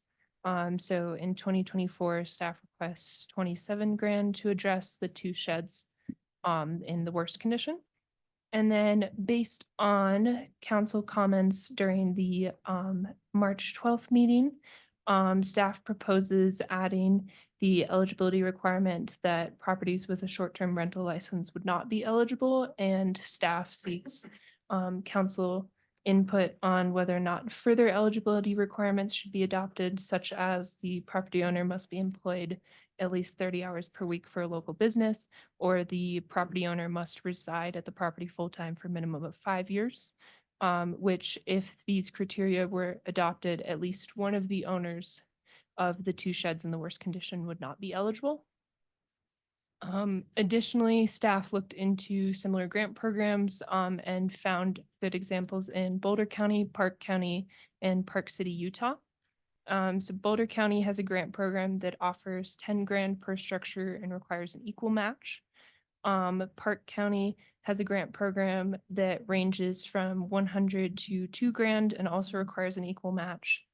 And then Park City, Utah did not specify a grant amount limit, but does have an application cycle and requires the property owner to provide half the costs. And Park City has both an emergency repair funds grant and a competitive repair funds grant. And then So comparing all of the grant programs, they all require an equal match, and very few had eligibility restrictions that weren't related to the structure's qualifications rather than the owner's qualifications. And yeah. Okay. Thank you very much for the summary. Comments, questions on the grants program, and then we'll go through the questions at the end if people don't have specific questions. How many structures are on properties with STR license? There are not many. I think at max it's like 12 to 15 of like 96 structures. So not many. Which eligibility, potential eligibility requirement would knock out one of the 50% of the people up for it this year? Be the working 30 hours a week. We know one of the owners is just here part-time. Yeah. So both of those, both employed at least 30 hours in the upper blue and reside at the property full-time for a minimum of 5 years would have knocked out that candidate. Which just looked at the two owners of the sheds in the worst conditions. We don't really have information for the owners of the other 10 sheds. Have you spoken to the owners of the other 10 sheds? No. Okay, so we haven't done the outreach yet because we haven't finished the ordinance. Yeah. But we will. Okay. Any other questions on? Is there any sort of appeal process worked into this? For the grant program, there's not currently one suggested, but that's something we could add. For the actual code, the demolition by neglect, there is an appeal process in there. Comments or questions? Comments are fine. This is interesting. I'm fully supportive of us stabilizing and protecting and restoring the sheds. I love that concept, right? Like it's an historic district. I'm struggling, and I'm curious if anybody else up here is as well, with the idea of funding shed repairs on personal property in a historic district. There's a layer to me that could appreciate somebody wanting help there, but then the other side of me is like, that's your property and you need to make sure it's fixed and taken care of. And I get that we're probably going to pass legislation that creates an additional requirement for them, but I'm okay with that. I think I'd much rather, I look at the work Breck History does in zones where it serves all of the population and all of the community. And I think I'd rather have those grant dollars go to public projects that Breck History works on out on our open space. So I don't think I'm in support of a grant program other than maybe to just do like technical analysis to kind of come in and say, hey, here's technical analysis that tells you what you need to do to get your shed in line. And then you, Mr. Owner, need to handle it. But, I mean, we're creating an ordinance that requires them to do something on a property heretofore they didn't think they had to. So, I mean, a bit of a bait and switch in a way, because, when they bought the property, they had no preconceived notion that, oh, I'm going to buy this thing, I have to maintain this outhouse. Just like STR licenses and caps there though, right? Same concept. Except you don't lose, if you have a property, you have an FCR license, you don't lose it. If you have a property and you have a shed, now we're telling them that, and then there again, I think that is a valid ordinance and a valid ask. But I just think if we're gonna ask them to do that, it would make sense to me to prime the pump with a grant. And I relate to both of the points made. Who do you relate to more? Well, let me make my point and then I'll tell you It's my- mine. just- I relate just more to remember, mine. I don't I'll have tell you long to mine. live, so. What if we sunset this grant program? So because it might accomplish multiple things. It satisfies Jeffrey's concerns. It goes away at some point, so it satisfies Todd's concerns, but it also hopefully would expedite getting some of these taken care of Makes more sense, quickly. actually.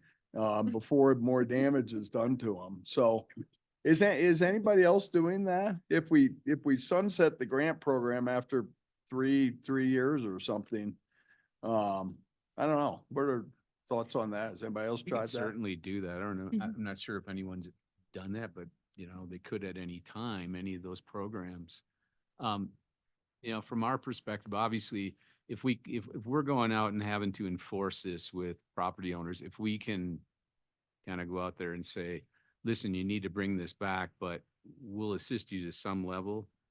That's obviously a better message than just, you have to build it up. I totally hear what you're saying though, in terms of like, is that the right place to, focus your public dollars? So, yeah, it's And I think a balance. in perpetuity, we should offer technical expertise, give some of that really specialized technical assistance. Yeah. I agree with Jeffrey. I think that these structures are not getting any younger. So to sunset it, I think would be just like Jeffrey. I think the sunset would be a little bit short-sighted in the fact that these are things that are going to continue to need attention. And I think the grant program, I'd be in full support of it.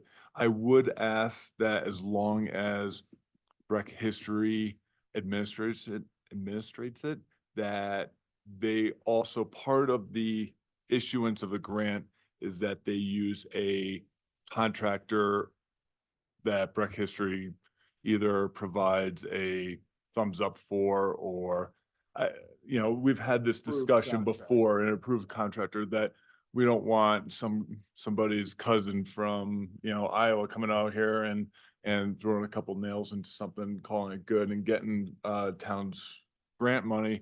We want it to be someone that has experience with historic structures. And I do think it serves a public benefit. I think having these structures, to Janet's point, that there is a public benefit of having these be restored and to remain standing. And so, yes, I support the grant program. I am good with the parameters, and I am not supportive of the eligibility requirements other than the first that was stated, of the properties with a short-term rental license are not eligible. I am supportive of that. I'm not supportive of the 30 hours per week or the full-time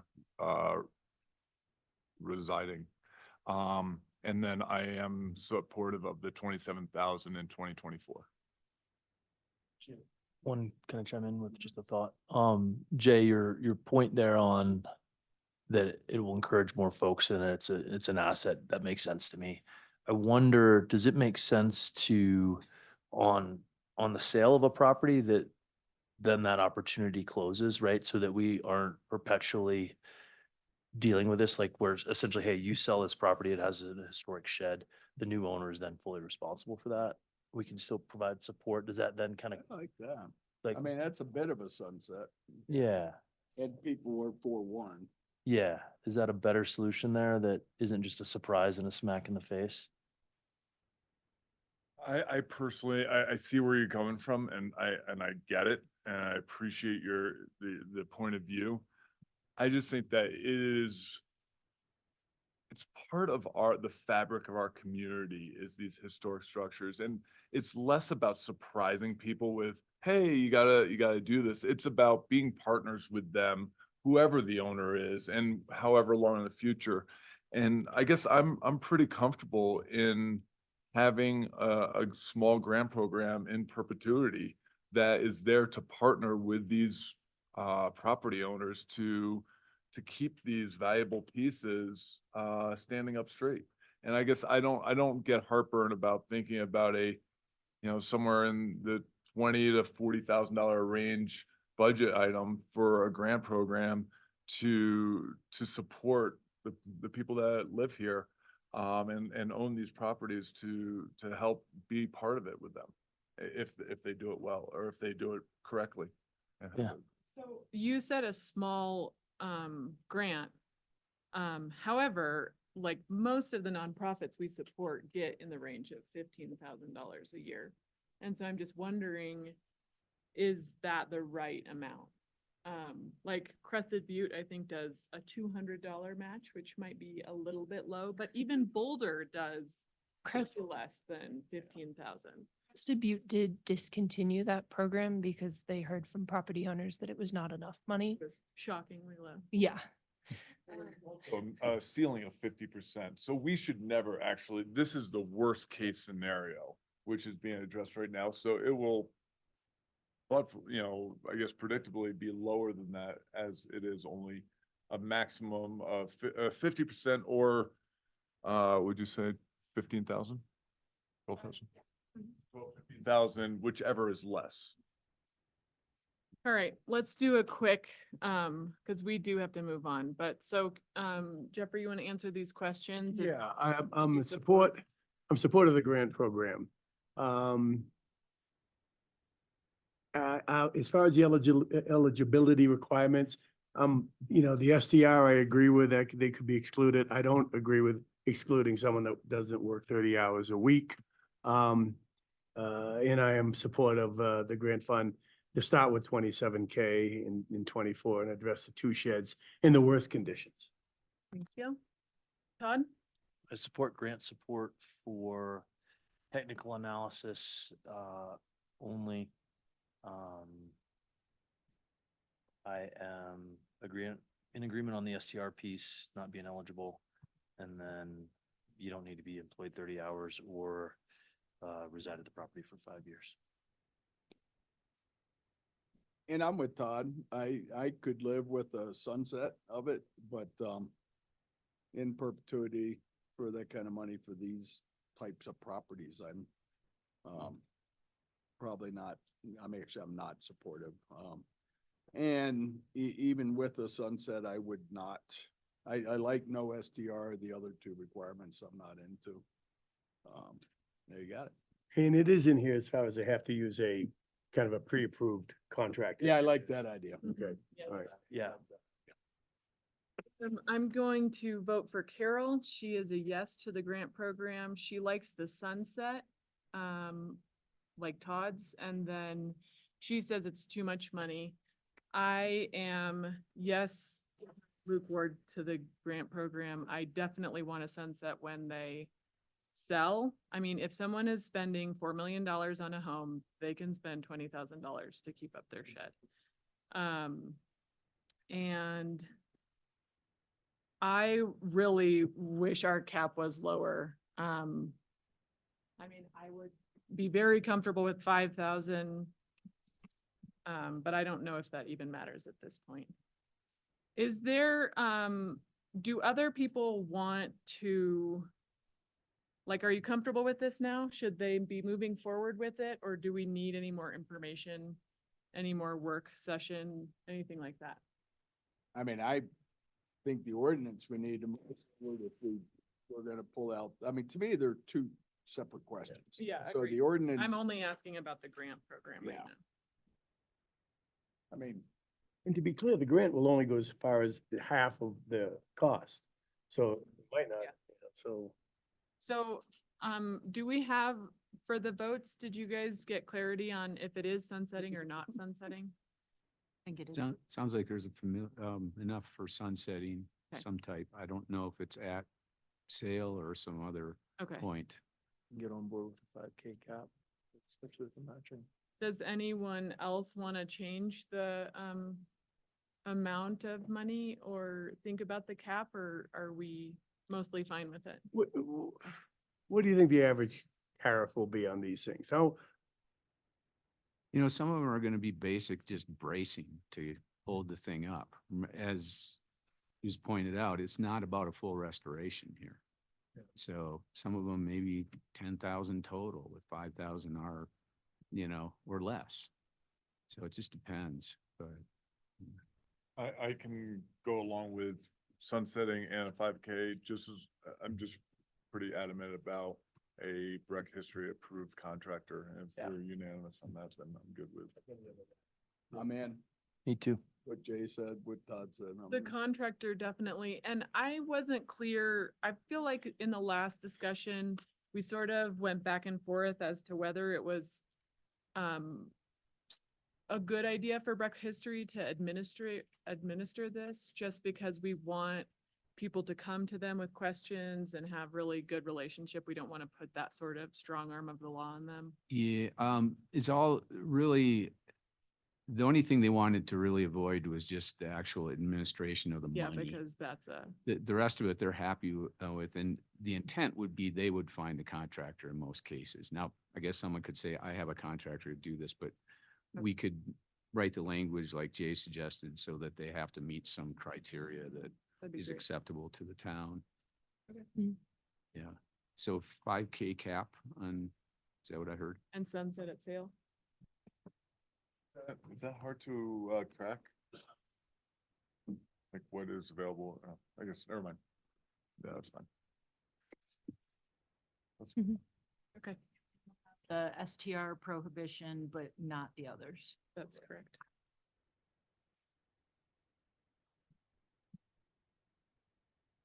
Thank you very much for the work on this. I know there were a lot of ideas that were thrown around and, Good ordinance. yeah. Cool. Thank you. Thank you. Roll the sticks. Okay, moving on to fractional ownership. See.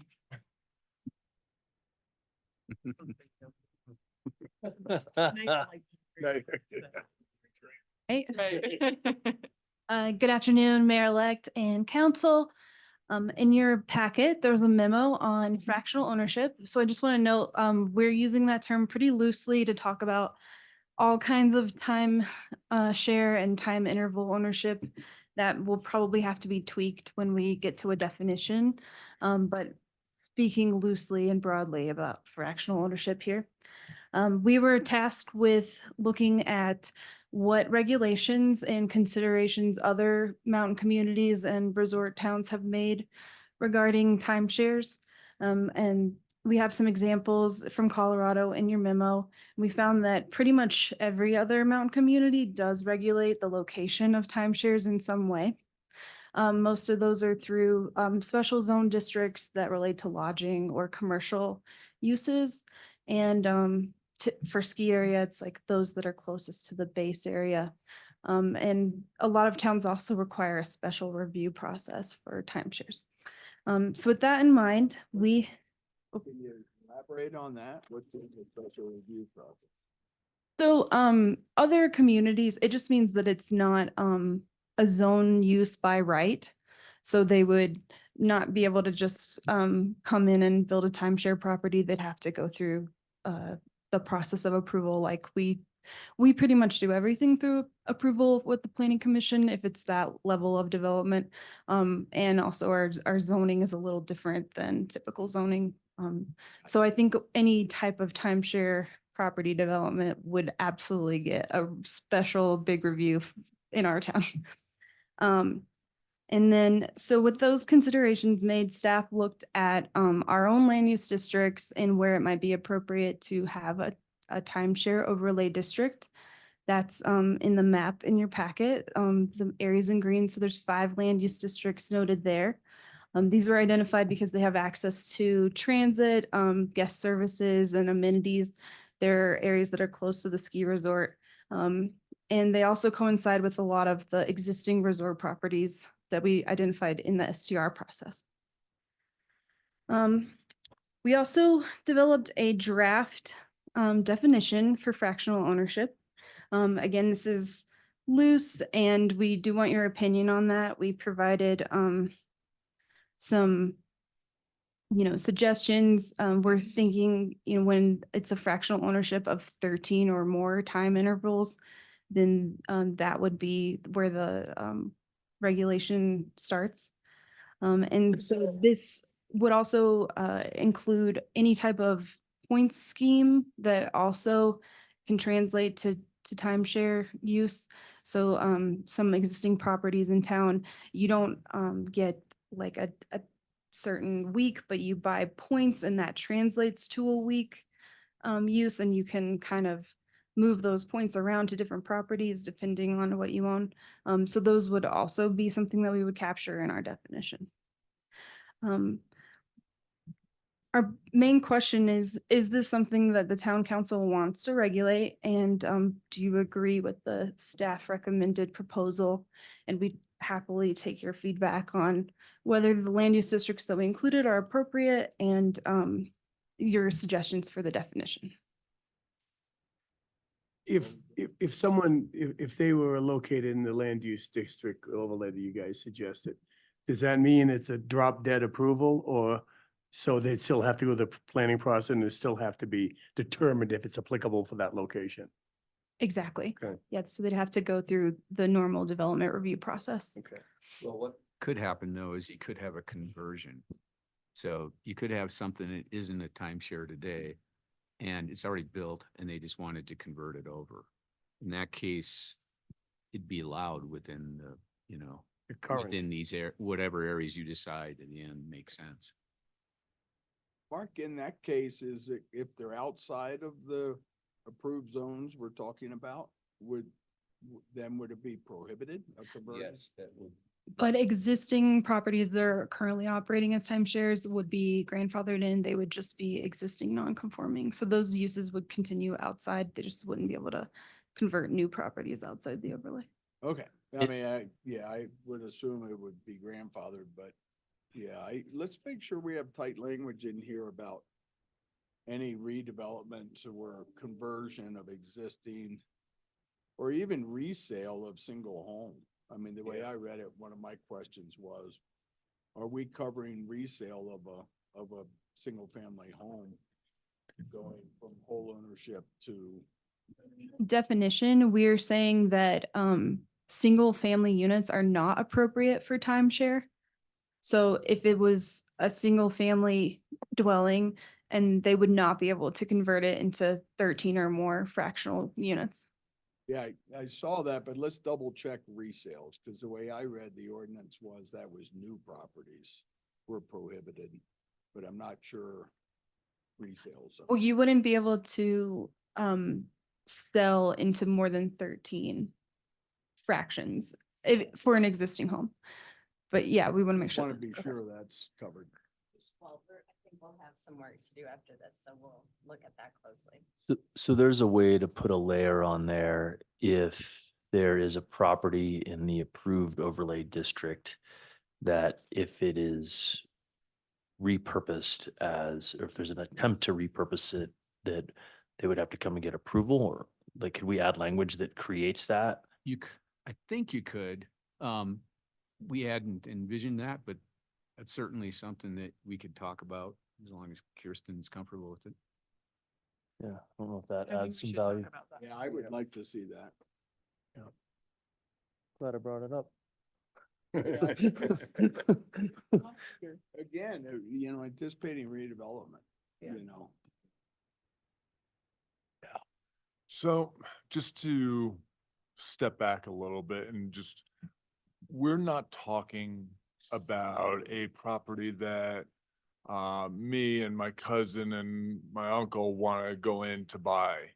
That would be under 13, divided into less than 13 parts. So that would be acceptable. That would be acceptable. And the distinction I want to make is that this is specifically where your deed for the property is for a certain time interval. So whereas you and your friends all coming together and buying a house, you all have common use of that home. You could enter at any time.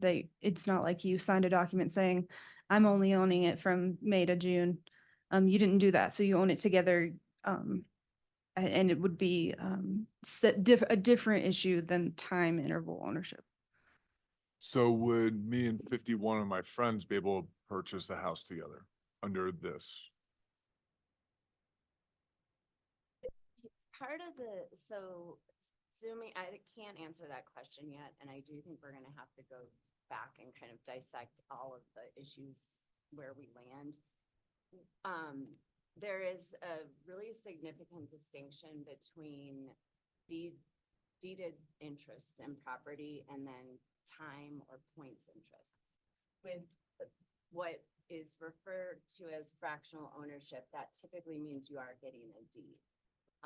You could have an interest in a timeshare without having the real property interest. And the reason that matters is because we can't get in the middle of those ownership interests.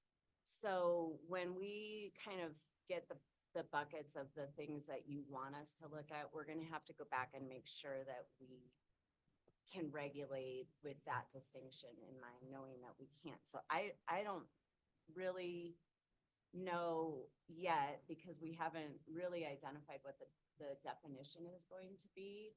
We've seen in some jurisdictions, fractional ownerships defined as, for example, a single family that is owned by an LLC that divvies up time.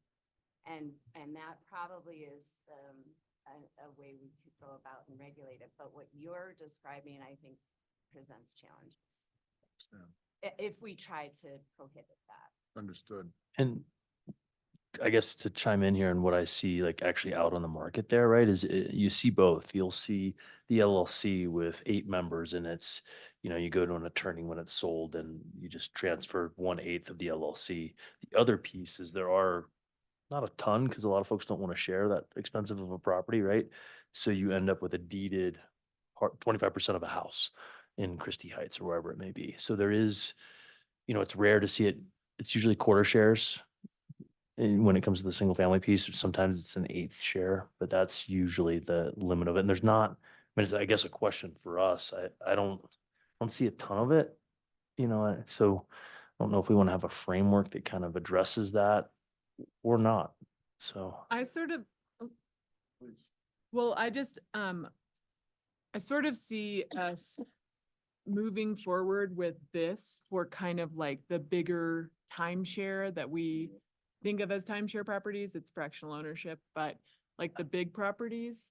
But then the other sort of single family home situation, I feel like we're gonna have to continue working on.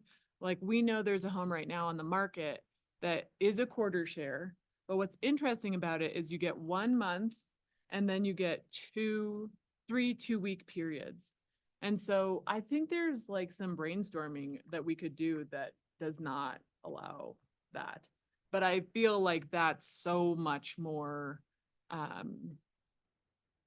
further down the line that it's either maybe gonna be, I don't know if it would be a totally different, if it would be a totally different ordinance on something like not incorporated into this one. Yeah, I agree. And it's interesting, right? Like you look in these other communities with much higher asset values than us, and you don't see a bunch of these kinds of like 1/8, 1/4 share issues in their community. And to me, that's why you would want to address it is hey, is this shift the dynamic of the community? So I agree with you on like, we could table that there's enough on, you know, stuff to work through here.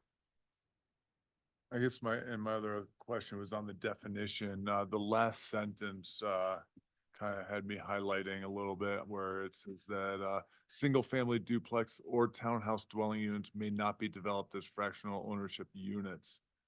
And I was just curious to hear more about that and the motivation, and I wanted to also make sure I knew what it meant. So, our thinking is that this traditional timeshares, those are appropriate in locations where they have access to amenities. The impacts are different than if you had a timeshare that's being rented every week in a single family neighborhood. So changing the use of a single family home or a duplex in a traditional residential neighborhood, those impacts are greater. Whereas we want to force any timeshare that does exist or is developed in the future to be on these larger multi-unit properties. Does that answer your question? Except it doesn't speak to the neighborhood. It speaks to the type of structure. And so from my understanding, that definition would say that if you're on the base of Peak 8 and you wanted to do 40 townhouses as a timeshare, you wouldn't be able to. Correct.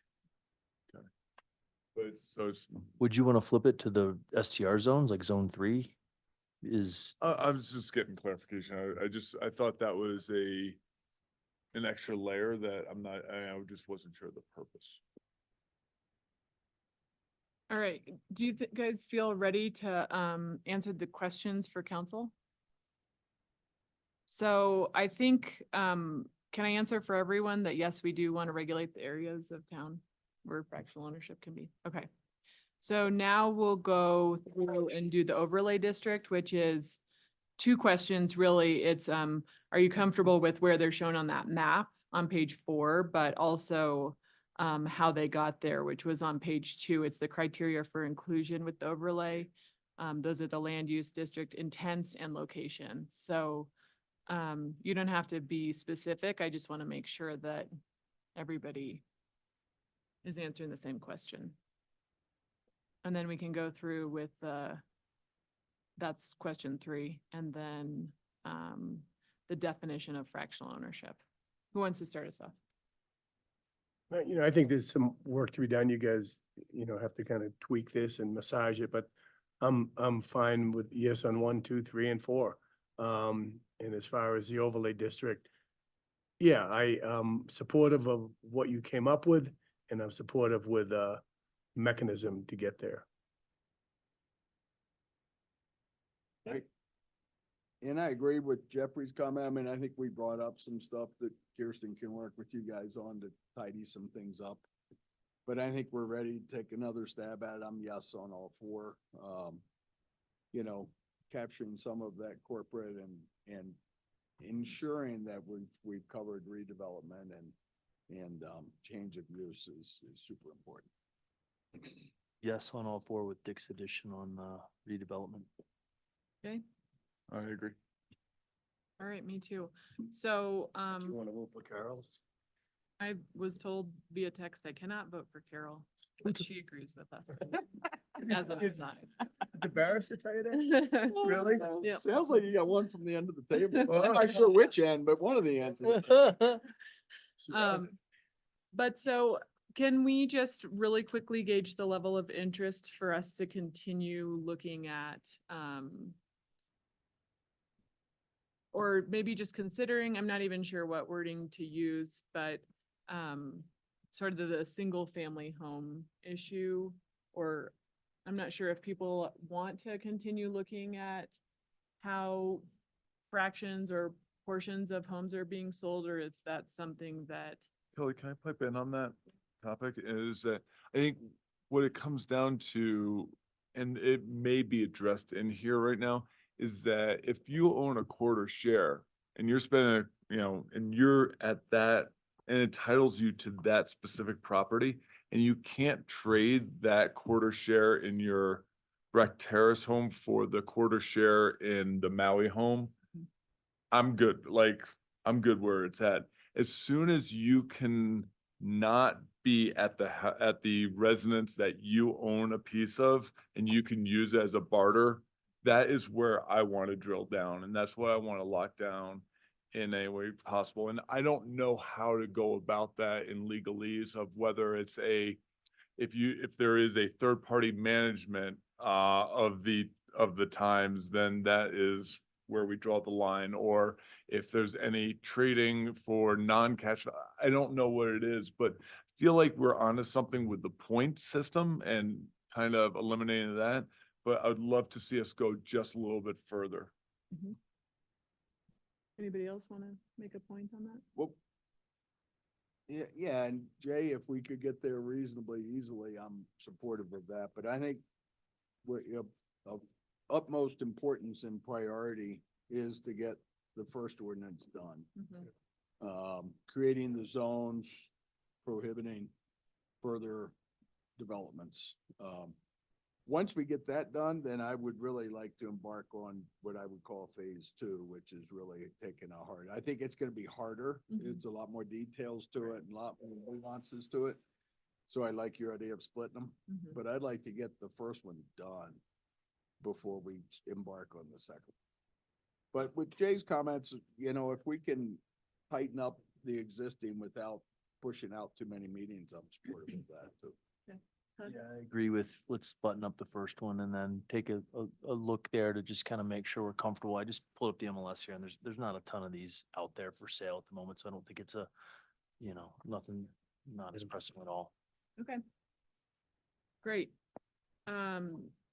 Sarah, this was such a complicated topic for you to make very simple for us. I really, really appreciate. When we had that first conversation, I think all of us, our heads were spinning, but you did a great job.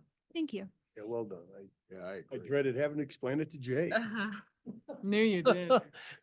Well, good job, Jeffrey. All right, thank you. Okay, we have 5 minutes. Does anyone need a quick break or? I'll pick one. We're gonna take one. We're going for it.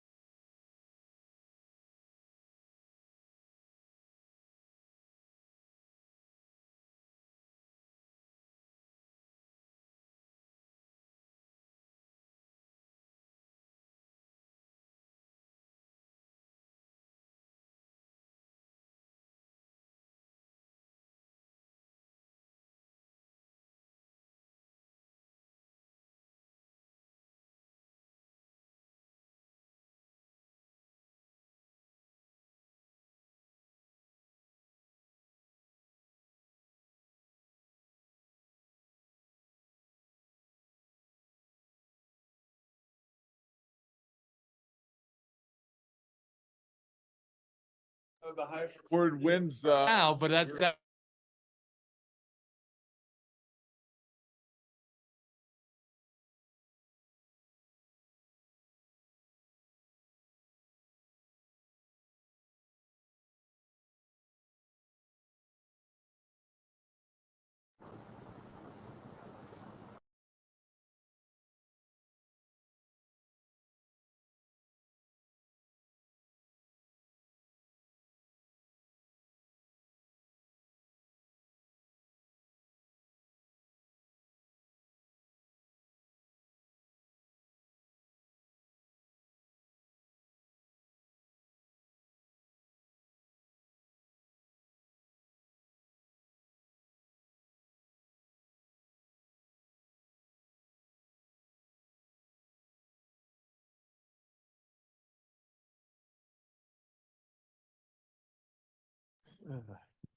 I'm very busy, but usually.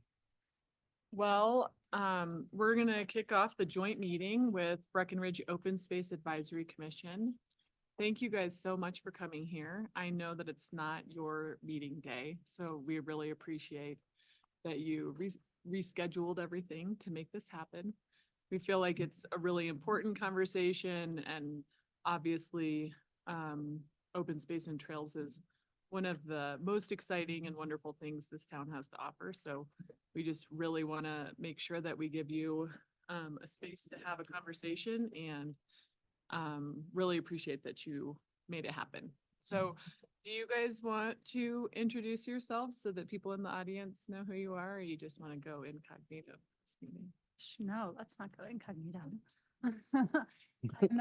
I'm Kristen Joyce. Hello, everybody. I don't know. I guess that's all I have to say. Want to say about how many, that. how many, you want to say something interesting about, like, maybe how many years you've been on BOSAC, or how many years you've lived here, or whatever you. I have been on BOSAC, I think 2.5 years, and I have been in Breckenridge most of my life. So went to Breckenridge Elementary School. I'm Nikki La Rochelle. I'm starting my 6th year on BOSAC, and yeah, here I am. Chair. Happy to be here. I think I'm actually vice chair, not co-chair. but Oh, okay. Thank you for the Yeah. promotion, Jeff. We think of it like code. Yeah. My name is Duke Barlow, and I think this is 7th or maybe 8th year on BOSAC. I am the chair, and I believe this is my 4th year doing that. And I'm Bobby Zanka. I came on with Kristen, and I haven't lived here forever, and I don't know every trail in this entire town. And when you use the old names for things, I get lost. It's the only ones I know. Oh, Chris. Oh, there you Hey, Chris. Hey guys. Hey guys. Chris Tennell. I think I'm going into my 10th year on BOSAC and about 30 years living in Breckenridge. Thanks for being on. Thank you. Yeah, thanks for having me. So Anne obviously is the orchestrator of Open Space and Trails, but my understanding is that we're supposed to be having like a working group. And so, do you want to say anything before we get started, or you just want to let us hit the ground? No, I am just happy to be here. Happy we could do a joint meeting, and happy to answer any questions that might come up along the way. Okay, great, thank you.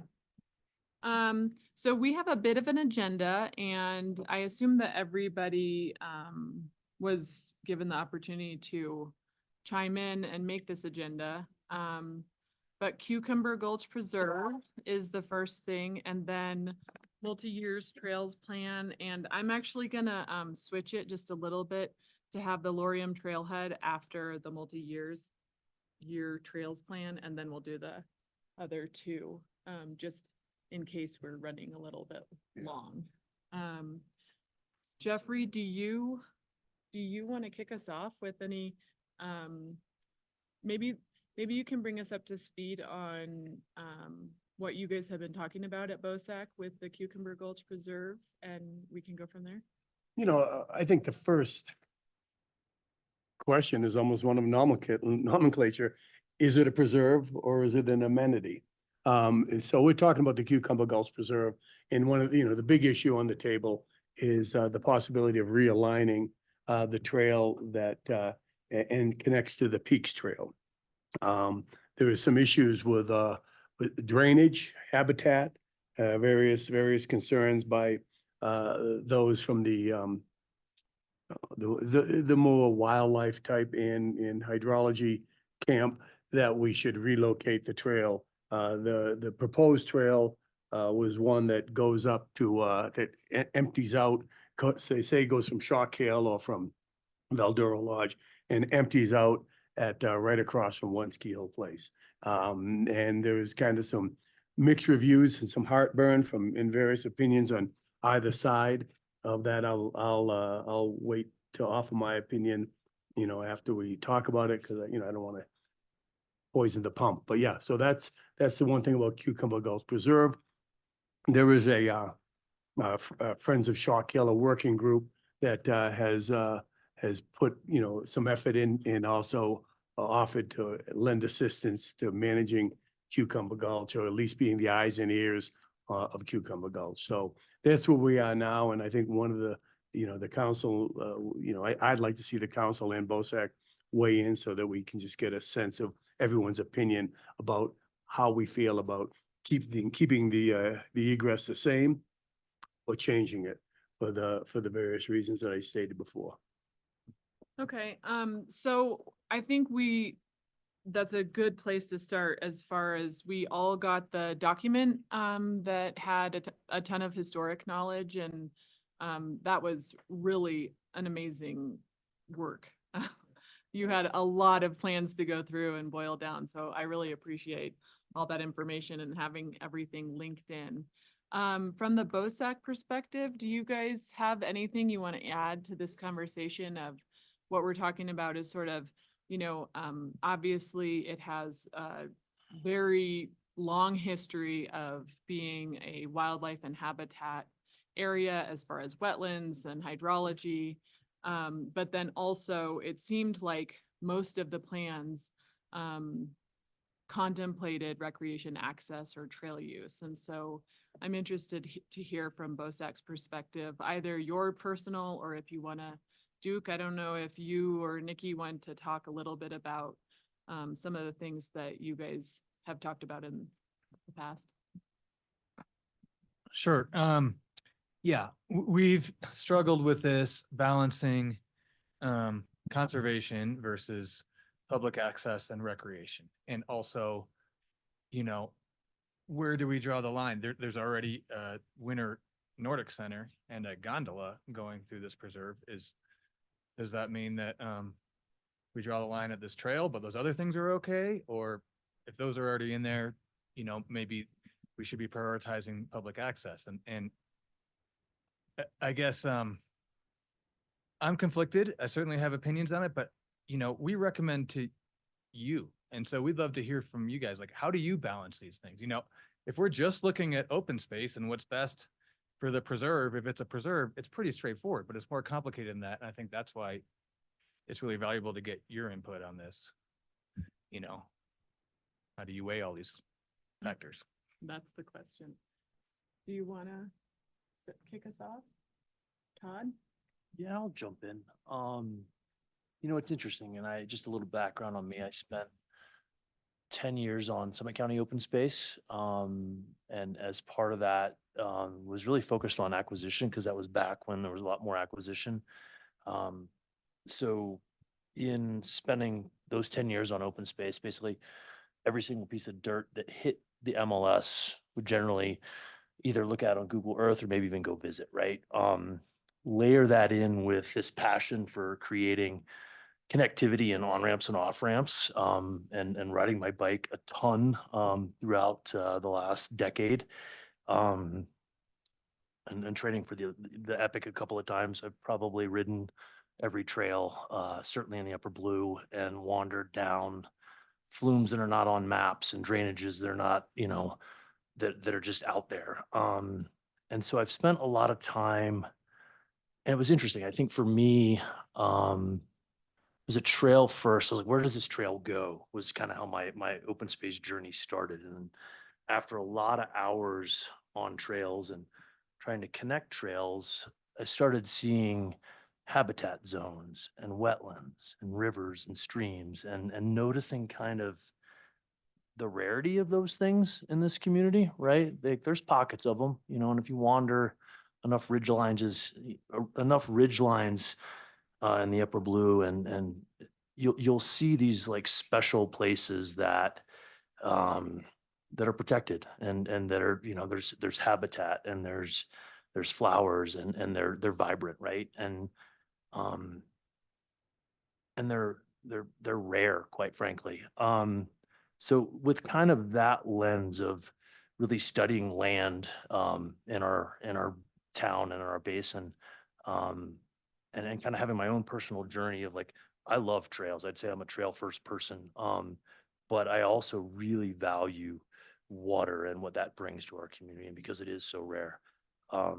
One of the things with diving into Cucumber Gulch for me that was fascinating kind of going through this packet, right? There's 24 years, you know, you flip through those first couple of pages, there are all kinds of preserve management plans for Cucumber Gulch. I mean, there's been almost 25 years of work on protecting that asset, right?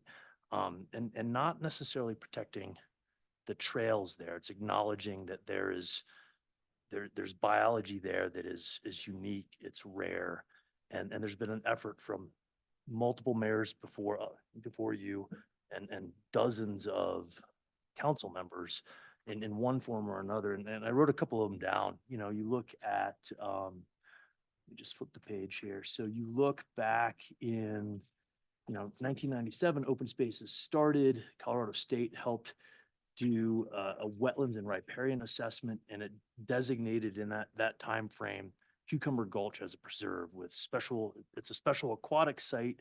It's a aquatic resource of national significance. It's a resource category 1 under the Fish and Wildlife Service. There's some endangered species items there. And 1, 2, 3, 4, 5 pages of plans and efforts where it's talking about the biology and the water and what a special zone this is. And then in our most recent Open Space and Trails Master Plan, it is highlighted in pink as a preserve. And I've been, and I certainly, again, I'm a self-admitted trails first person. But when I look at this resource, there's been 25 years of effort to protect that resource. And what I think is unique here in my mind is I think you can do both with what is proposed with removing the trail from the heart of the habitat, and you can skirt around it. So you can essentially protect this resource for the future, right? For the next, and my lens on things here in town is hopefully like 25 years down the road. So you can move the trail from the middle, and then you can skirt around it so you can still kind of share that experience. Would I rather ride through the gulch and enjoy that? Yeah. But do I think for the long-term benefit of the community, there's more value in skirting around it to protect that because there's not a lot of that? Yeah. And that's from a lot of hours out in the backcountry and realizing we don't have a lot of this. And in my mind, we've got to protect it. Thank you for the time. Yeah, no, well said, Todd. I think I generally agree with Todd. Going back even prior to this was maybe one of my bigger regrets was not being involved when we annexed Shock Hill. I think Jeffrey, you might have been involved back then. When we annexed Shock Hill, we upzoned that area 100-fold, 10-fold. It was big time. And it was a long time ago. And I think this was one of the gems out of it. And I do think we need to protect it. We got away with both uses, with conservation and recreation, for a lot of years because it was low use. It wasn't developed. Well, that property, the density up there is now being built out and it's being completely developed. And for me, I think it's time we being forced to shift a little. So I'm probably in agreement with Todd, a different trail alignment or some change up there is needed.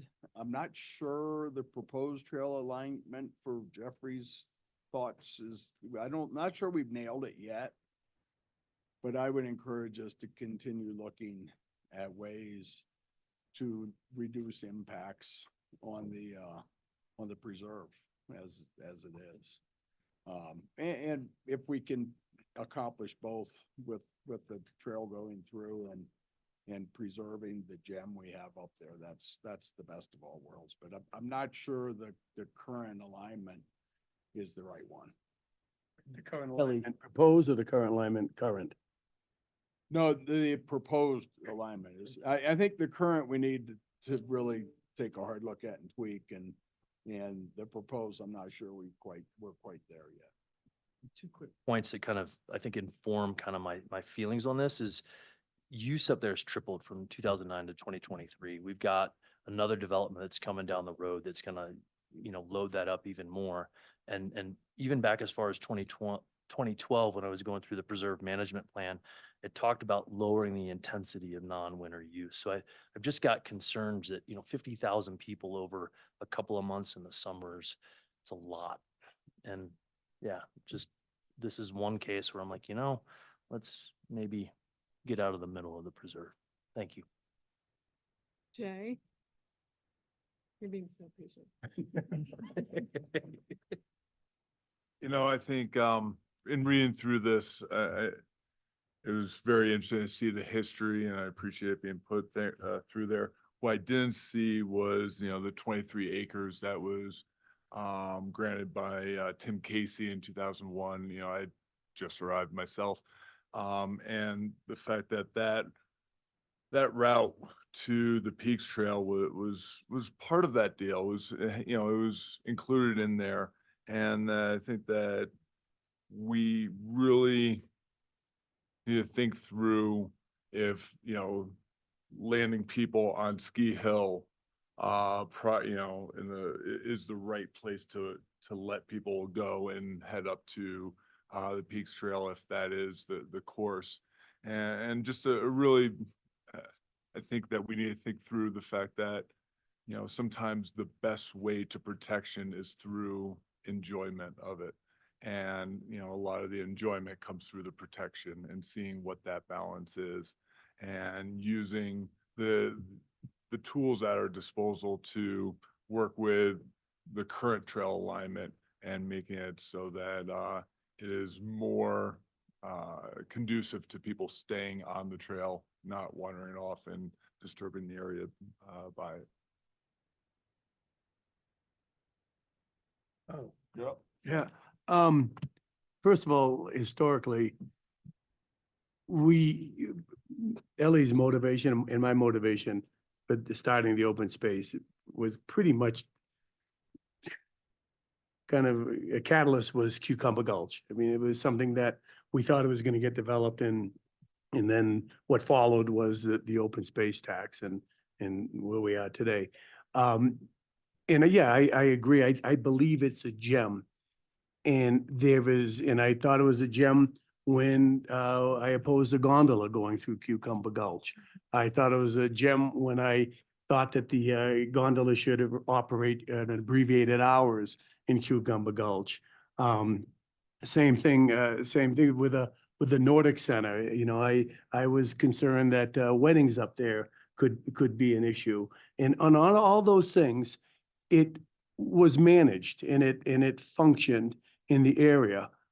So I just think this is something that I don't believe that changing, I think we can certainly tweak the trail, but I don't believe that it should end up on Ski Hill Road right across from the one Ski Hill place, especially we consider just to the south, there's going to be a new development up there with, timeshares and what BGV is doing. And I think that will add more pressure. So people, if they want to get to the Peaks Trail, they'll be walking along Ski Hill Road. Or if people want to get from Chalk Hill to the Peaks Trail, they'll be walking along Ski Hill Road with the entrance or the exit from the gulch right across from one Ski Hill place. I think we have the funding And I think if we want to really protect it, we can tweak the trail, heck, even do a boardwalk. Bobby talked about that a little bit.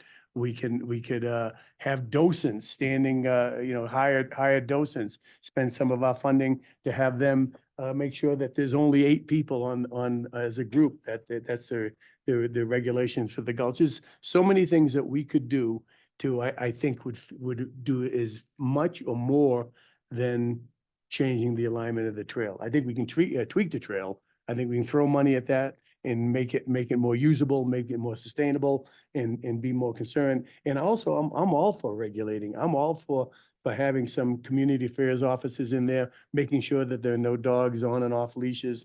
Making sure that they don't people don't fracture the time schedule as far as getting in the gulch early, or the size of the group. Also, I think we can work with the concessionaires at Peak 8 to kind of re-educate them, try to hopefully suggest that of other places, not always just Cucumber. So yeah, I'm not in favor of that, the current proposed realignment. But I would look at other options if the exit was right near or to the north of the Peaks Trail. I don't think there'd be a problem to come a little bit north of the Peaks Trail, to have maybe a little bit further of a walk to get to the entrance into the gulch. But other than that, I'm not in favor of changing it that way. Great. So, what I liked about what Todd did was kind of give a little bit of where you're coming from. And I am a minimize impacts of access kind of person. And so I really don't believe, particularly when we're spending a lot of taxpayer money on preserving an area, I don't really believe in then making sure that people can't go there or people have very minimal access to the area, like the gondola flying over. We just know that if you don't build a trail that makes sense, people will social trail it. And so, we had a site visit. I would not have been able to really speak to this if I hadn't had Tony walk me through there as part of that site visit that most of us were on this summer. But I think the biggest concern that I have with any kind of realignment is that we don't have a good location for it to pop out besides where it currently pops out at that western end, or like Jeffrey said, maybe if it's a little bit further north, that would be fine. But I really feel super uncomfortable with it coming out on 4 o'clock road, not just because I think it's dangerous, but also, Ski Hill Road. Not just because I do think it's dangerous to pop out there, but also the experience that we're providing just seems like it's not good for anyone. That's reinforced by the fact that moving Toad Alley a little bit closer to Ski Hill Road, it really seems like it minimizes the impacts of that trail because it gets it onto an upland, and so out of the wetlands, and then also it comes across the grades so that it's not just going straight down and rilling and gulling. So it did seem like that made a ton of sense to me. And then, as close as we can make it to the road with it still making sense of a trail, it seems like it confines those impacts because presumably animals that are using that area are already habituated to the road. So I do feel like realigning that section so that it's not going straight down into the gulch, just like you guys have looked at, makes a lot of sense to me. I also think that probably the most important thing is to get the boardwalk fixed over the wetland where it's sort of resting on the ground and impacting the hydrology. But I just don't, personally, I don't think that beyond that there are impacts that I'm not comfortable with having. Of course, there are impacts, but just knowing that the weddings use the area, the Nordic Center grooms and is all throughout that area, the gondola obviously flies over it, and then the road, this is an impacted area, and of course we should minimize our impacts, but I think a realignment, a pretty simple realignment of Toad Alley is, would be acceptable in my mind. Yeah, if there's alternatives that kind of, yeah, bridge the gap a little more, that seems to make some sense, right? Like protect the wetlands, but also create that connectivity and access to it. Like certainly can, it's lovely down there, but yeah, nice. That's where I'm at as well. That's what I was saying is leave it to the experts, but realign. Kind of a simple realignment, because I know that there are more expensive, pretty difficult realignments, but I don't think that's necessary. So, as far as where council stands, it sounds like, use, minimal recreation use is something that we're supportive of. Ensuring that, that conservation of the habitat and wildlife that live there is certainly considered in all of the analysis, but that recreation access of some sort should be maintained. And I'd like to see a little bit more hands-on enforcement, you know? Yeah, great point. you know. We talked to a high school teacher today we went to, Happy? yeah, Happy. And, he said some of his students would love to work with the naturalists to, provide information in the gulch. He's got a bunch of biologists. I mean, you remember when we did that site visit, we had to break up because there was more than 8. Yeah. And I think if we can do it, I think we can ask our visitors to do it. But it has to be an education and enforcement, so. Yeah, but Layer, Jeffrey, that education and the docent piece is a neat layer that I think would really, it could improve it, right? And then it speaks to why, like, maybe we would be reducing the number of visitors, right? Like, just, I think we gotta be careful with overloading it, right? Thoughtfully. Could have the high school kids do it. yeah. Bobby, did you wanna? Yeah, so probably to nobody's surprise on BOSAC, since I'm retired, I could read all of those links, hundreds of pages, but I got through a lot of it. And the very first one leaped out at me, and that was that original ordinance. And one of the things it says in that original ordinance is use of existing summer trails within the wetlands is prohibited. And then every single document after that seemed to ignore that particular restriction. And so now we Can you say that again, Yes. please? Use of existing summer trails within the wetlands is prohibited. Bobby, can you clarify which master plan or recreation plan you're referring to? This is the very first one, ordinance number 9. Okay. Oh, I'm sorry. So are we Ordinance number clear, 9, is that first. the is this, I don't think this is the original trail alignment that would be being contemplated in that. Do you know, can anyone speak to that?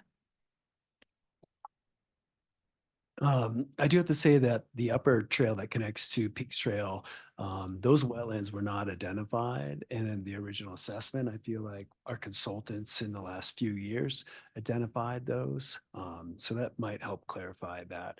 And then just one thing to add to our next meeting on April 22nd, we are holding a community meeting with experts, and it's going to be a great opportunity to gain some insight and information for not only staff and BOSAC and the community to gain a little more insight as well from our consultants and experts and CPW as well.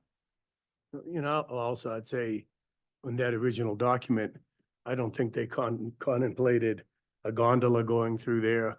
I don't, you know, there's so many things that had changed since then. I don't think they could fathom the idea of what would happen with BGV, One Ski Hill Place, the Grand Lodge of Peak 7, or, you know, all that stuff. So, I mean, yeah, in a perfect world, you know, things would be different, but the bottom line is that there's so much stuff that has gone on there, so much stuff, you know, they groom in the evening. They have snowcats grooming through the evening. So I just think this is something that it's kind of a picayune improvement that, it would help. But I think in the whole scheme of things, the downside of it, overwhelms the possibility of any habitat or hydrology improvements. And I'm not saying that we can't do anything about this because we started and we left it. I mean, we know that we're going to use this area. But we also know from some of these other documents how important those fins, the fin is. The fins are in Cucumber Gulch, and we do need to protect them. And in one of the documents, and I don't have it written down in front of me, it talks about boardwalks as a way to deal with this kind of an issue. And what I would love to see, so that we don't end up in a pretty unpleasant access to Ski Hill Road, which wouldn't be much fun for anybody, is more of an at least somewhat elevated boardwalk, not one very close to the fins, but enough above it so that the fins aren't damaged any further. Because that is one of the most important things about the Gulch, is our fins. They're so rare. And yet getting to the Peaks Trail is also an important consideration, because that's what a lot of people use the Gulch for. It's a transit point. So, I mean, I don't really want to walk out onto Ski Hill Road myself, unless we were to do something pretty dramatic in terms of an elevated walkway up to Peak 7. Just FYI, that original document, they were referring to the skate ski track that went through the Meadow Loop. That was the kind of the fear that, which you guys have, you know what I'm talking about. That was something that it was maintained as a winter use because it would be frozen over and it wouldn't be an issue, but in the summer, they didn't want that to be used as a summer route, so. Tony, are you clear on, do we have an elevated trail for the segments that go through the wetlands currently? So we do currently, where we can, and then where there is blockage, it's called a turnpike. It's 2 logs on the ground with fill, elevates the tread. And so those 2 structures are what's blocking the current wetlands. So there is a proposal of a realignment that would pop out in the same area, but would avoid those wetlands, and we wouldn't need a elevated structure, because part of the problem is using the dual trail with the elevated structure in the summertime, that turns into the wintertime with the groomer going over it. We talk about the proposal that it's unclear, I think for council at least, the reroute, which reroute is that? Right. So the upper reroute that would take you up to the Peaks Trail is a small reroute of maybe 400 feet, and it avoids the wetlands and it takes you to the Peaks Trail. Okay. Does it end up going through undisturbed habitat, wildlife habitat though? It does go through undisturbed habitat. So we're going to affect it one way or the other, And we have for years. but we're doing it more, even more. Should we give up on it as a preserve and call it an amenity? Well, I'm not sure it's any more than what it is. I mean, we already have a trail through that upper center piece. We would realign so that the hydrology would avoid, so we can kind of avoid the wetlands at the very top where the Peaks Trail comes in. And so that would be, I think, something that we kind of unanimously already decided we wanted to do. It's relatively simple. I mean, Tony has to do it, but it seemed simpler than a lot of the other options. I think we all also were in a major agreement that popping out at Peak 8 was not a good idea for all the reasons you guys already went through. And so I think, I mean, I don't see it as any more disturbance because the trail's already going right through there, but we would kind of amend it a little bit to be a little bit less in the center, which I think is kind of what I'm hearing from you all is. The issue though, that the Toad Alley bisects the habitat, right? Like goes right through the middle of it. And is there an alternative that gets you, provides connectivity to the Peaks Trail and gets you out of the wetlands and still gives you kind of that experience? So it's like the best of both worlds. Well, it is getting out of the wetlands. This map is difficult because it gives all of the green, like that lighter green, kind of the same habitat value, which it definitely isn't. there is, you know, like forested upland with not as much understory vegetation that it could be moved into. So I think, you know, it's like, it's just a little bit difficult to talk about it as if you're just moving it from one alignment of good habitat to another alignment of good habitat. Really, we're getting further away from the wetlands, and the wetlands are the much better habitat than. Do we have maps that show? One of the links in the packet was the habitat fund mapping that was done in, I think, 2019, included in there. The uplands are full. Is there a way to get it up here so we can see it? Is that in the packet? And also while you're doing that, Yeah. we should point out, you know, we have wildlife cameras. That would be kind of interesting to avail yourself to. And there is, you know, we see moose, we see deer, elk, you know, muskrats, which is kind of like an ugly beaver. But you know, there is a fair amount of wildlife in there that we've captured on our cameras. And so I'd say it's functioning. I think it can be improved. But, you know, but it is a wildlife, it is habitat and it's a functioning habitat. Do we worry at all about the new construction that's gonna bring, you know, how many more folks that brings in the daily visitors and if that has an impact? And then do we contemplate adding other alternatives in that zone, either working with the Forest Service or the county or the ski area to maybe take some of that burden off of that zone, right? Like if there's a couple more trails that aren't in wetlands that folks can walk their dog or. Or the east side of, the west side of, or whatever, the left side, Yeah, you know, by Gluteus Maximus, Siberian Loop, yeah, that's something. feels to me that, and I don't know if the rest of you agree, that we almost need like some options and a little bit more, like some more alternatives in depth to solving this problem of connectivity and safety and experiencing the gulch, but protecting it, this preserve that is out there. An alternative connection between the Peaks Trail and town, or just alternates for the growing number of people that are going to be on Peak 7 and Peak 8? Both. Yeah. Yeah. We've talked about the latter a little bit, about like working with the ski resort, and Duke can talk more to this about just how we can point people to not just to Toad Alley, if like, as we see more and more people that are going to be enjoying there. Scott, it was you that said there's a different management plan for that upper zone of the Nordic Center. Is that the case?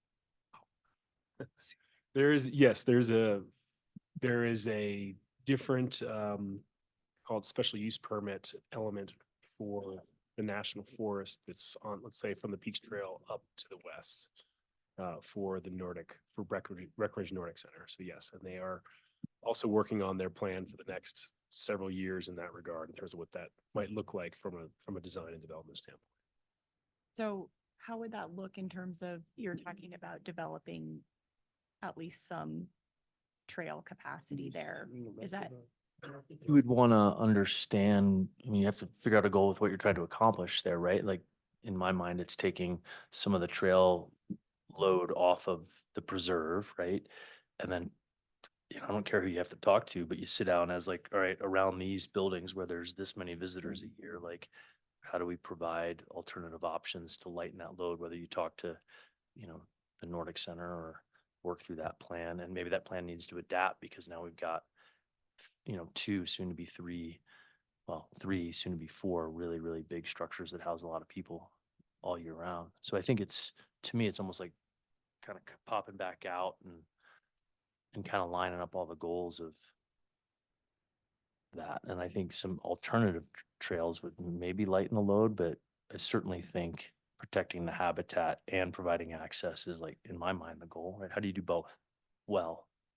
Oh, I mean, is the habitat, is it degrading are we seeing less animals on our wildlife? I mean, I think hydrology is the concern, and that could be ameliorated by board walking, or, you know, and not wide board, we're just kind of to kind of let the water flow underneath the trails. I mean, is there a degradation of habitat?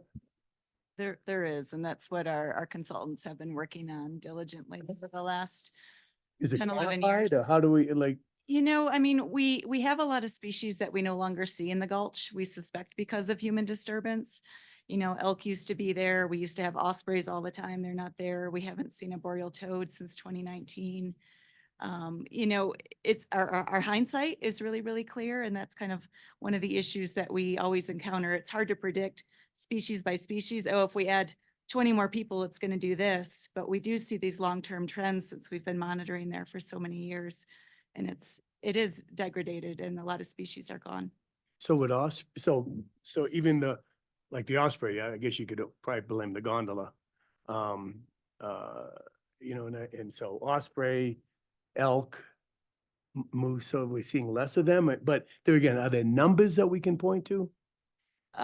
More presence, absence in the gulch, and there are just a lot of absence. I think we species. need to do both. You know, the hydrology and the habitat. Yeah. If we can. Yeah. And it sounds like there might be some options. Yeah, it sure does.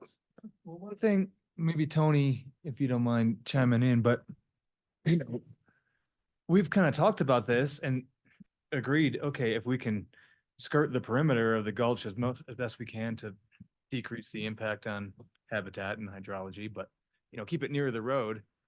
In my impression from Tony is like, well, that's not really realistic unless you have some sort of crazy elevated, I don't know, walkway, yeah, skywalk that like is attached to the road.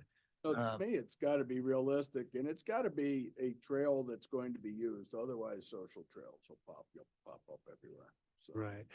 And I've done some initial research. If the trail did come out towards Peak 8, and then we kind of maintain this outside perimeter boardwalk, elevated boardwalk structure for about 1,000 feet, it would take you to the bridge crossing over by Peak 7. And then from there, you'd be able to dip down into some solid dirt. Using the rec path on Fremont Pass, they use helical piers, which are great to use in sensitive areas, unstable ground. They had a 460-foot bridge that cost $780,000.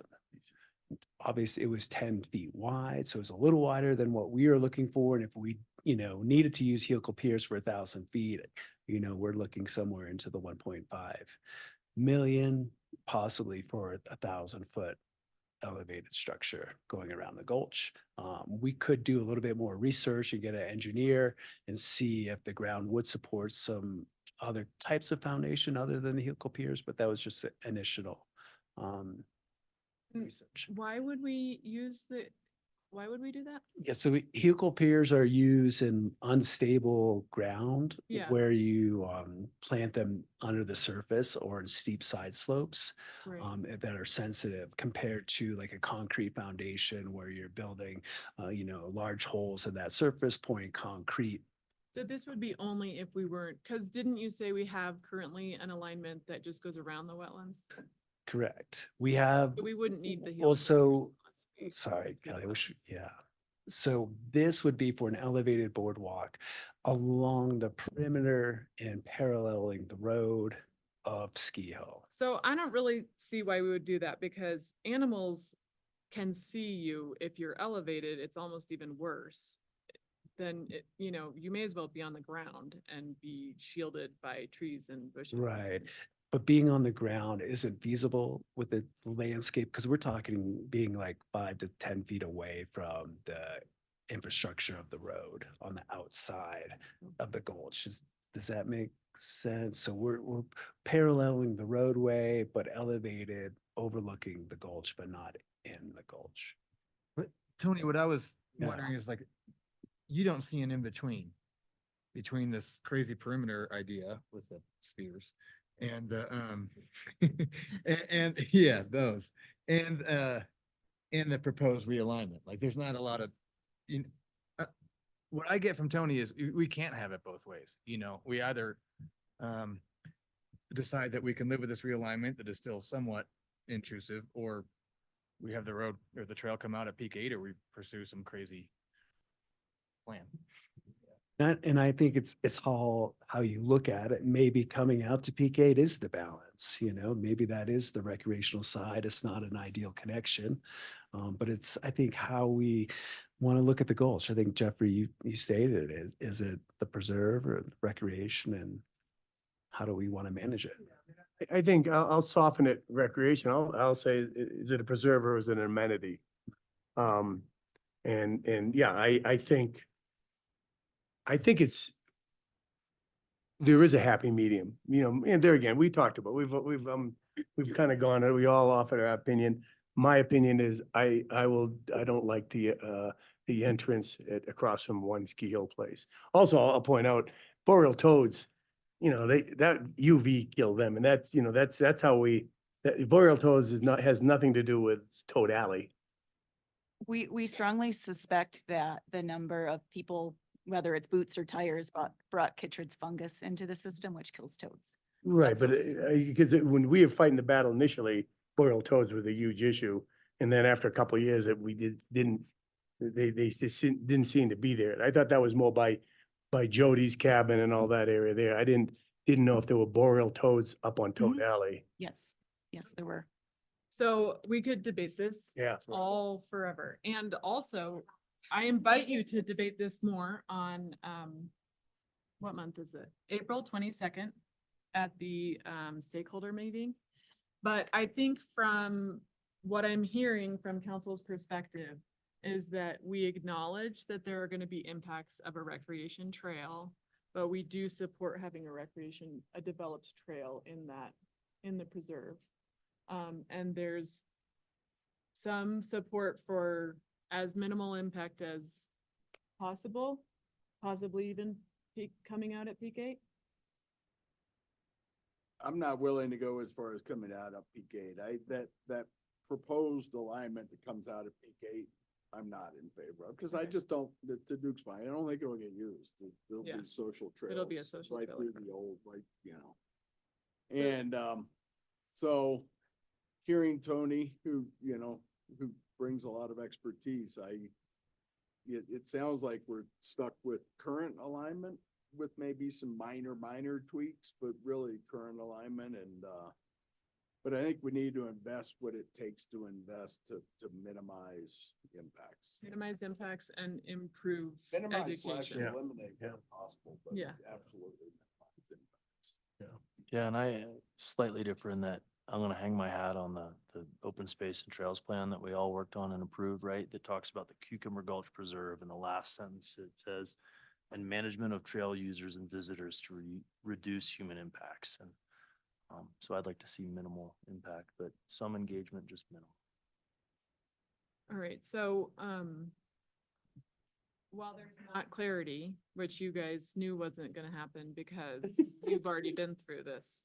I still think that maintaining access to the gulch by a recreation trail is what the majority of council supports. So I do think that this, Todd brought up an interesting point about, getting some of these people to have other options would probably benefit the gulch as well. And so that brings us to point number 2, which is multi-year trail plans, which I am very passionate about. But since we only have about 10 minutes, I will let Jeffrey go ahead. Oh, I'm sorry. Do you need a drink of water? Do you want No, water? I'm fine. What are we talking, multi-use trail plans? Are we gonna talk about Loriam or what? Multi-year Oh. trail plans. Well, And go ahead and just introduce it and maybe just say something short about how you want them or don't want them or what. no, I do. I think we need, especially in that area, I mean, if we talking Peak 8 area or in general? In general. I would like to see us focus on short trail spurs from neighborhoods and maybe reprioritize our philosophy about building more trails to maintaining the trails we have and making them more sustainable and more use friendly. So, granted, what Todd was saying about Peak 8, yeah, I think we should, anything we can do in that area, but I think a lot of that's Forest Service, land. But whatever we can do to kind of make a wider menu of options for the Peak 8 area. But as far as other trail systems, I would like to see us be much more selective about the trails we build and get them from the neighborhoods to spur to our main loop. More selective about that. up the ante in the man hours for maintenance on our trails, and also be very cognizant of multi-use and winter use. Building and maintaining trails that are skiable, cross-country skiable, not necessarily skiable with skins, but cross-country skiable and snowshoeing, that, kind of a winter use as well. Jay, do you want to chime in on the multi-year and then maybe your philosophy on this? Should they be more selective in new trails and, more intensive on maintenance, or keep going at the current pace? Sure. I think in general with the multi-year plans, I would love for BOSAC to have a heavier voice, and maybe not what trail needs to be created, but what areas we're looking to focus on, to provide staff with some guidance of kind of where to focus on and to bring options. I think we had a conversation that I fully agree on, that I don't want it to be, hey, we can do A or we can do B. I'd like it to be more integrated, where the advisory committee has a larger say on the big picture, and not just, well, staff picked A and B. Which one do you like better? Which one should we do first? Which one should we do second? Right. And to your second question, it really has to be both, right? Like we need to maintain what we have so that it is protected and in shape for our users to enjoy. But I think the focus on connections is extremely important as well, of just bringing more connector trails that allow trails that are underutilized to have better flow to it, and to take some pressure off those that are overutilized. Do you guys have any points that you want to maybe talk more about with Jeffrey, or what Jeffrey or Jay said, or you feel comfortable, or?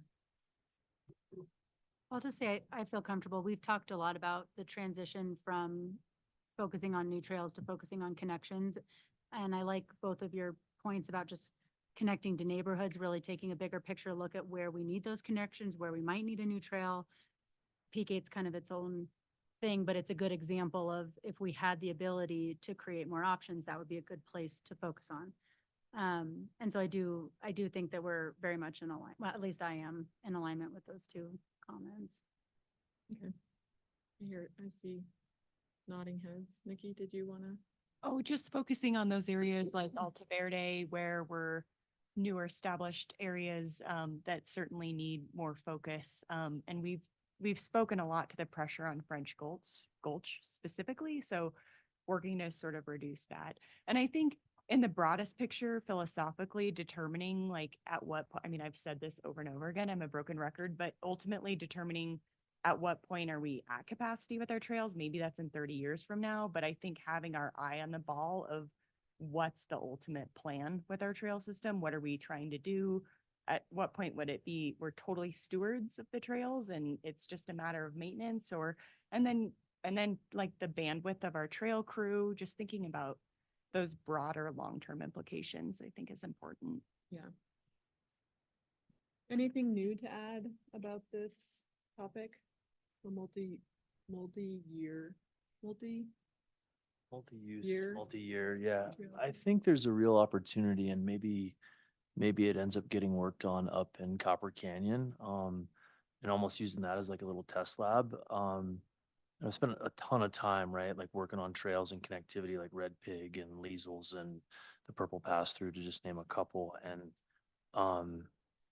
I love the neighborhood on-ramp, off-ramp, because I think if you can walk your dog or just go on a stroll right out your door, then you're not getting in the car to go out French Gulch, right? So that helps with that kind of loading. I think the same thing applies. So hunting on-ramps, off-ramps where we don't have them around neighborhoods like, Breck Park Estates and Breck Heights. I think there's some opportunity there to reduce pressure on not only French Gulch, but the south side of Sally Barber, right? And also reduce you know, it's more boots and bikes. So you're not driving to the trailhead, which kind of makes town feel better, which we all love, right? So I think maybe looking at a map to be like, all right, can we get everybody in town within a trailhead within a 5-minute walk? Is that doable? Maybe, or 10 minutes, like pick a metric there and then hit it. And so that's one thought. I also, you know, one of the things you hear just right is like disparate speeds creates tension, and I think there's a real opportunity in different zones, French Gulch being one of them, to add what I'll call like kind of disconnected lollipops, right? Where you, if there's a little lollipop in the rocks from B&B, that's, you could have a 5-minute lollipop, a 10-minute and a 15-minute lollipop. They're not connected to any other trails that give folks the ability to not have any other users. You're not gonna have a, you know, like there's a lollipop like that, nobody's gonna ride their bike on it, right? So you create this lollipop at B&B, and finding opportunities to create these little zones where you can kind of go and hide, right? If that makes any sense, where it's non-network connected, you're not likely to see, and maybe the trail's even structured where it's difficult to ride a bike, and picking, maybe you add 5 of those throughout the basin. So that to me is a real opportunity to kind of change the feel. You know, you're going on a dog walk after work, you're like, hey, I'm definitely going there because I'm not going to see anybody on a bike, or, you know, nobody's going to cross country ski it because it's not connected into something that's flat. So I think those are a couple of opportunities to really thoughtfully add an amenity to where we're at. I look at our trail density probably more in line with like Pete Swenson's Euro model, right? Of we have all these acreage, and our trail miles per acre is quite frankly low. There's certain zones where you could, you know, and B&B to me is a perfect example. You could have a couple more trail miles in there that would serve all these folks in French Gulch. The capacity is limited by the parking lot, and it gives folks more of that park-like, I'm out in the wild experience. And the trail can be 75 feet over that way, and maybe it's through the rocks. And so I think there's an opportunity to improve how all that feels. But yeah, lollipops, on-ramps, off-ramps, and maybe some more trail miles where there's not sensitive habitat. Yeah, and much has been said that I'm thinking, you know, a lot of work on the front country and to minimize conflict, which a lot of people have talked about the specifics to that, but I'm very supportive of that. Yeah, I think your point of anticipating capacities and strategies to spread people out and address those issues, I think are important strategic directions for any additional growth. Obviously, you know, the more trails we have, the more capacity we have on the trails, the more maintenance is going to be, you know, and being stewards of the trails is going to become more important in a higher percentage of what we do. But we can't take our ball off the big strategic piece. And to me, that is recognizing multi-use and really recognizing all in our community, and in terms of the multi-use and minimizing conflict for different types of users. So, I'm not going to speak to this because we don't have any more time. What I really want for the council to have one last, because BOSAC has done a ton of work and analysis on the Laurium Trailhead, and the county has really wanted to do something there. And you know, we gave them feedback that we weren't comfortable with the original proposal, and so they came back with a bunch of different options. And I think many of us listened to the BOSAC meeting. And I really want to acknowledge you guys do a great job of discussing the issues, and we really rely on that input, especially you just have a deeper look into so many of these things. So thank you very much for those. And you know, you probably feel like sometimes no one's listening, but we are listening. So please feel free to provide that information to us, because it's really important discussion, and it's important for us moving forward with different projects. But after their conversation, I know that Chris maybe had a little bit of a different standpoint, but I think most people agreed that option 5 was the most reasonable, and that was because it provided more parking spaces, but also kept out of the gated area. Did you want to add anything to that? Oh, other than that, and I think that was discussed, if we do option 5, we build a trail, single track trail that goes to the meadow. Okay. Yeah. Do you guys feel comfortable with option 5 or?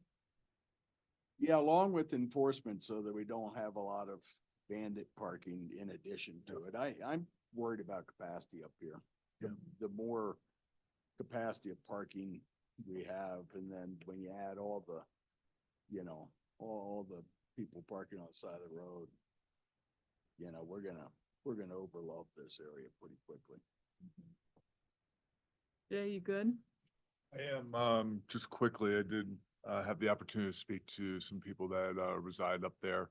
And the overriding concern was that this was going to become easier, thus attract a ton of people that maybe were apprehensive of going up there going, oh man, what if I get that spot that slides into the other car?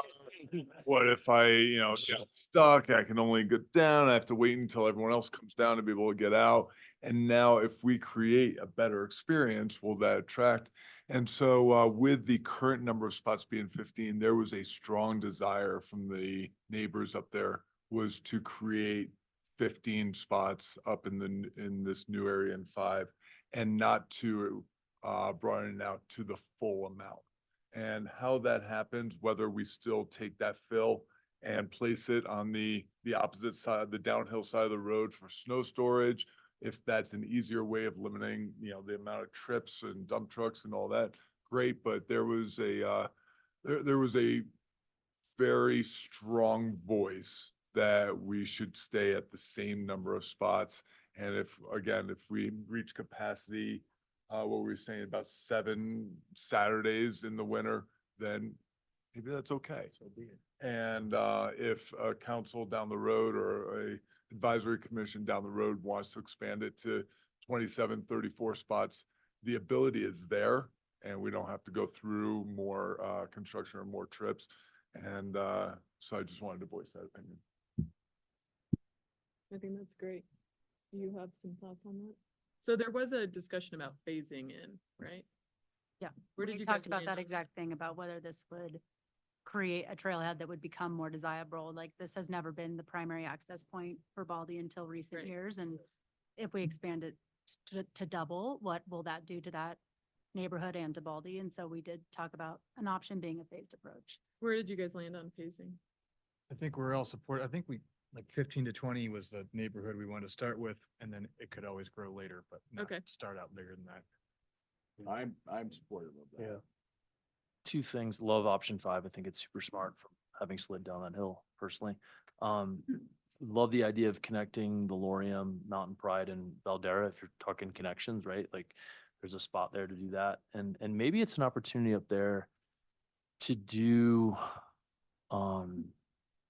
managed parking where you have, and maybe even you go a different way and say, hey, there's only 10 spots. They're free. You got to reserve it. We're going to take it if you're not up there, to kind of create that a little bit more of a reduced capacity up there. I guess maybe the thought is down the road, think about, could you use managed parking somehow to get the experience you want? But yeah, would love trail connectivity and somebody to chew on that and do a little test case there. All right. So we don't really have any more time. So are people comfortable with, do you have any other questions that you feel like we really need clarity on this to move forward with? We don't get to talk about ADA. We're Quickly. not, I mean, we're all supportive of ADA and we want to see more. Thank you. Great. I think it's super important. Second, what Kelly said. And I very much appreciate you guys' work. It's extremely helpful for us. This has been great. Is there, maybe not right now, but I guess we'd want to know, there's other things you need from us or ways we can help, support you guys. This time has been great, and think I speak for all of us. Like, it's super helpful to get some direction on this stuff and get your guys' take on some of these issues and big picture approaches. So if we, if the council could have another, joint meeting with you guys, but maybe on one of your meeting days, would you guys enjoy, appreciate that, or find that we were stepping on your toes? Okay, you'd like it. Let me just say this, I've been on planning, I've been on police advisory, I've been on housing, I've been on all sorts of committees. BOSAC is the most engaged, passionate committee that I've ever served on. I mean, everyone, you can tell by this conversation, everyone has strong opinions and have done their homework, and it's just been a pleasure to serve on it. I think Ann does an awesome job, and yeah, I'll miss that as much as I'll miss you guys. Maybe even more. Maybe even more. Donald, do you have anything? No, thank you. All right, so I want you guys to stay here because we, have a very important segue into a little bit of a thank you for, to Jeffrey and Ellen. And I'm at a distinct disadvantage because normally if I have to give a speech about someone, then I write it up and give it to Jeffrey to make me sound funny and non-computer like, so I'm just gonna deal with what I have, but I just want to take a second and acknowledge that Jeffrey and Ellen, you know, not even 30 years ago, had a brainstorm to get sales tax, 0.5% of sales tax, to really kick off the Open Space and Trails program. And you know, all of you in this room probably have experienced that getting a grassroots, like anything going in any community, but this community is definitely reluctant. People are busy and we all have other things going on. And to get that passed, it was a huge uphill battle. And I just don't think that anyone has really shaped this community where we are more than the two of you and the Open Space and Trails program. We have over 6,000 acres of open space at this point. And that's everything from, like we talked about tonight, Cucumber Gulch, which is obviously valued for wildlife and recreation, but B&B as like just a massive entryway to the Forest Service and to all of our trails. And then even, you know, everybody's favorite and most important open space is the one that's in their backyard. And those folks out on the McCain property, we have 300 units of workforce housing, and they're gonna have a huge piece of open space right adjacent. And that's gonna be their most important piece of open space in this community. Then not only did you preserve the open space, but then you said, well, we want people to access it. And we have made it so accessible with over 60 miles of trail, single tracks. I mean, that doesn't even include the roads and other things that we've got going on. I reached out to Scott for a little bit of information, but you know, some of the trails in this community are really the brainchildren of you two. Sweet Dreams and Bomber. And those, just for those people who don't know the history on that, and Bobby for the real names on that, Nightmare and B&B are those two. And then Betty's and Turks and Extenuate, you know, those all wouldn't have happened without you guys just being on the ground every day and being passionate and coming down and bugging Ann and bugging Tony and saying, let's get these things, and Scott Reed, of course, let's get these things on the ground. And I was thinking today about, you know, all the times I've bugged you since I've been on council and said like, come on, for the kids, let's do it for the kids. And you've always like said, fine, whatever for the kids. But I really think that the Open Space and Trails program is the most generous gift that you guys could have given to all the kids, all the community members, people who come here, people who visit. And I really, really believe that you have shaped the last 25 years in Breckenridge, 27 years since we've had this tax, and that, you know, people have come here to ski and they have stayed because of the Open Space and Trails program. And that's us. Those are the people in this room. Those are the people who are going to go forward and make decisions, which means that you guys have really crafted the future of Breckenridge. And we just couldn't be more appreciative for what you've done and the foresight you had. Thank you.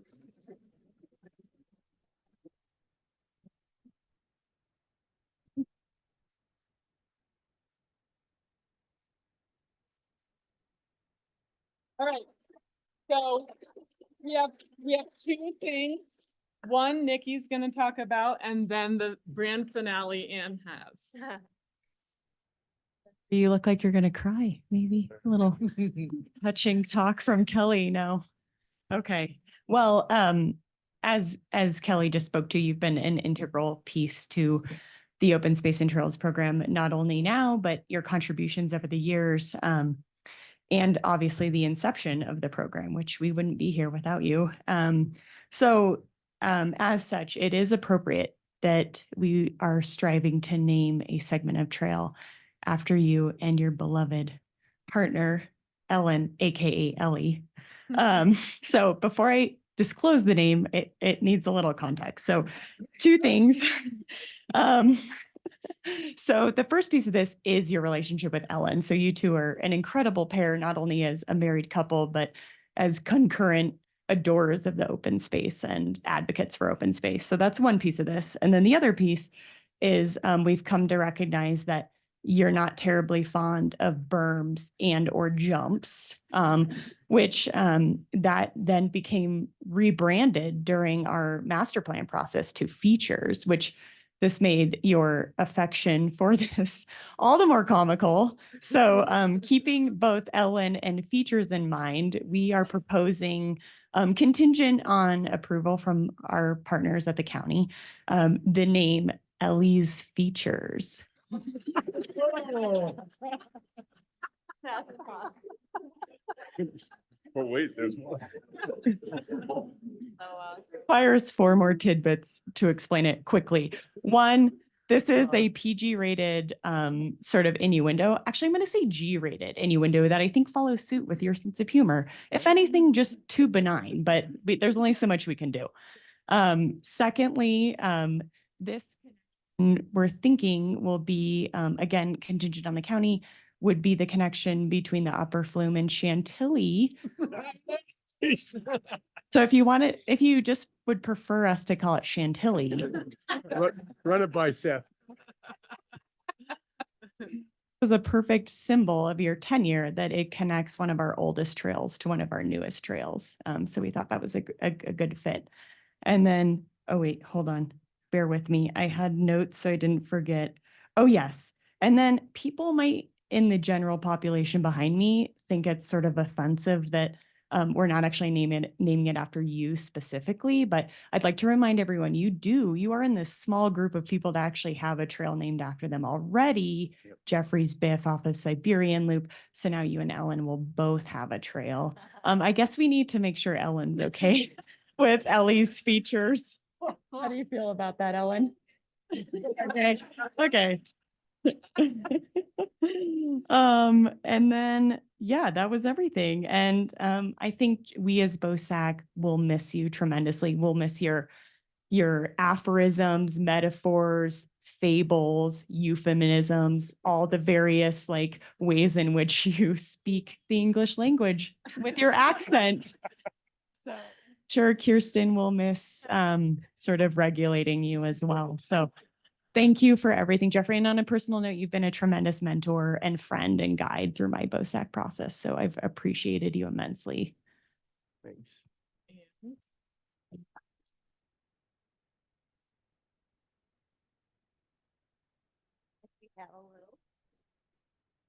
Oh my God. We have police you can recognize. Anne took this photo, right? Oh dear God, look at that. Yeah. Cool picture. That is You can beautiful. come That is, thank you so much. I just hope Vista Point is strong enough, the walls to hold it up.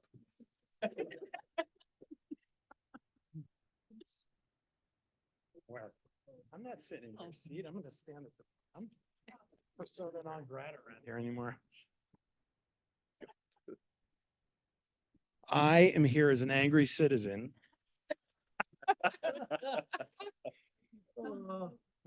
I have spent pretty much my whole political career. Been a good career. Well, it's still going on, but I've spent most of my political career with Jeffrey. I helped Jeffrey and Ellen get signatures for the open space. I got to sit on the first open space, and that's because of them. I was on the first BOSAC. And then in 2004, Jeffrey and I decided we would run for council together, and we're the odd men out. When I was on planning commission, Ken Bowes, who is a great public servant for the town, used to always say it takes a long time to turn the ship of state, and it does. It is unbelievable to look at the council today compared to the councils of the late 90s, early 2000s. It is night and day. And a lot of that is Jeffrey turning the ship of state. It's hard for people to really grasp what he's brought to our community. A lot of people dismiss him outright because he has the Boston accent, which I think is fake.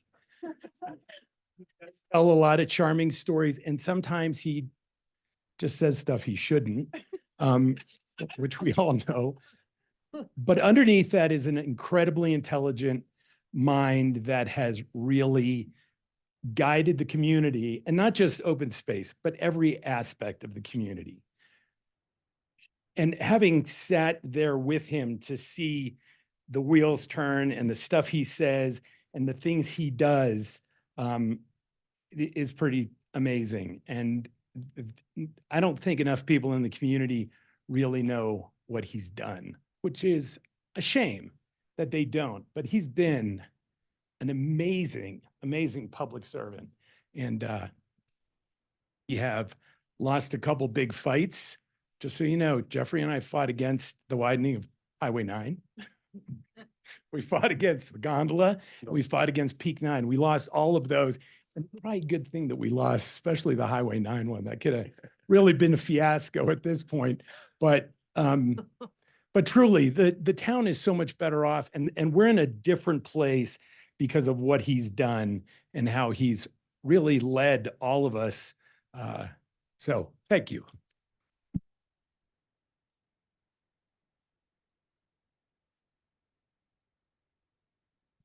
We got to end this because we have donuts, but I just want to say, thank you so much for all of you, what you said in this amazing presentation and the photo and in Ellen's speeches.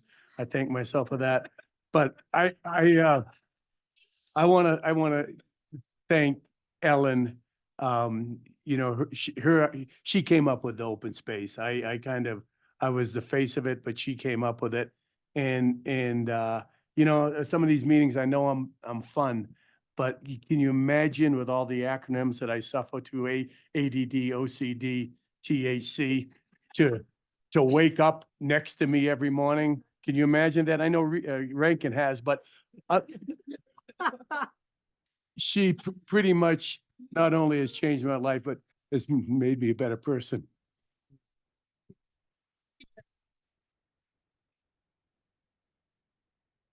And stay for donuts. We get donuts. All right. Anyone else? All right. Meeting adjourned. Wow, that was fantastic.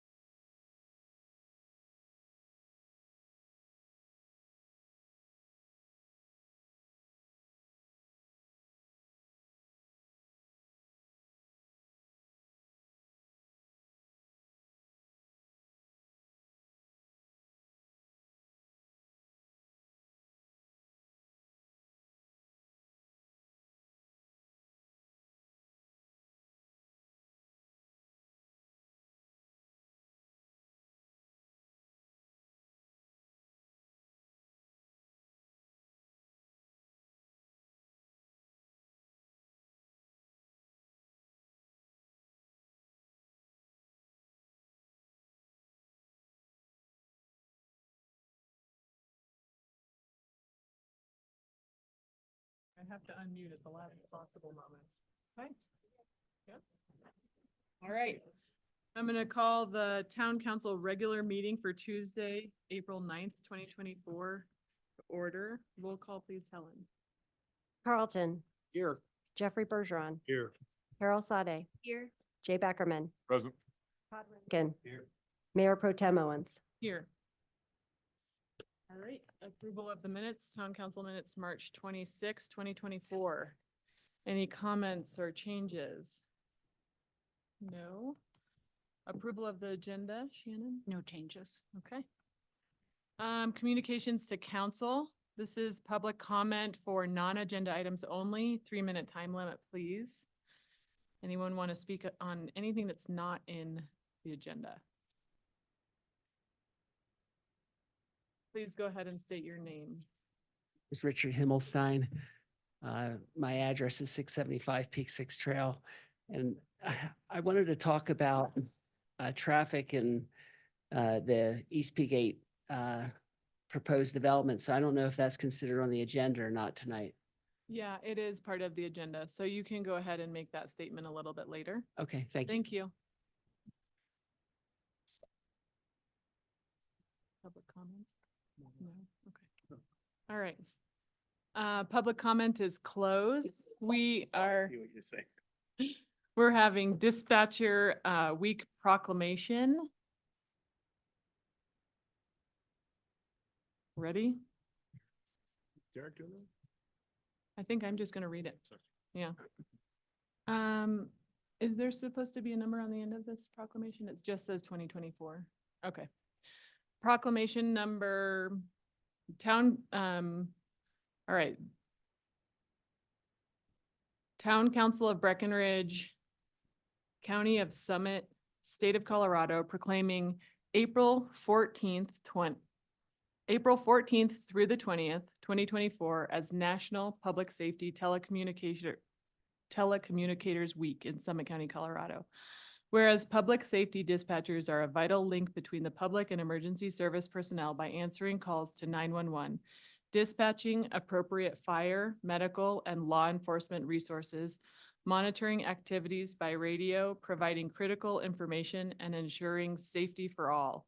And whereas public safety dispatchers at the Summit County 911 Center have continued to provide service to the citizens of Summit County with a heightened degree of compassion and professionalism since 1976.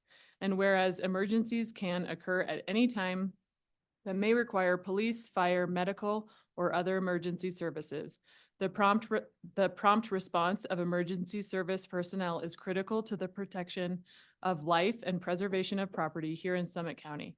The effectiveness and safety of emergency service personnel is dependent upon the quality and accuracy of information obtained from citizens who telephone dispatchers. Now therefore, be it resolved by the Town Council of Breckenridge, State of Colorado, that the week of April 14th through the 20th, 2024 shall be proclaimed as National Public Safety Telecommunicators Week in Summit County, Colorado, in honor of the men and women whose diligence and professionalism help keep our county and citizens safe. We're adopting this the 9th day of April, 2024. Thank you to all the dispatchers. All right. Moving on to continued business, second reading of Council Bill number 7, Series 2024. A bill for an ordinance amending the development code to create defensible space for mitigation of wildfire. Good evening, Mayor Pro Tem and Council. Before you had the second reading of Policy 22 and 48, amending defensible space. There's been no changes since the first reading. Thank you, Cliff. Welcome. Any questions? Anyone in the public care to comment on this? Seeing none, public comment is closed. Can I have a motion? On second reading, a movie passed Council Bill number 7, Series 2024, the title which has been read into the record. Any further discussion? Roll call, please, Helen. Councilmember Rankin, Yes. Councilmember Carlton, Yes. Councilmember Beckerman, Yes. Councilmember Sade. Yes. Councilmember Bergeron, Yes. Mayor Pro Tem Owens. Yes.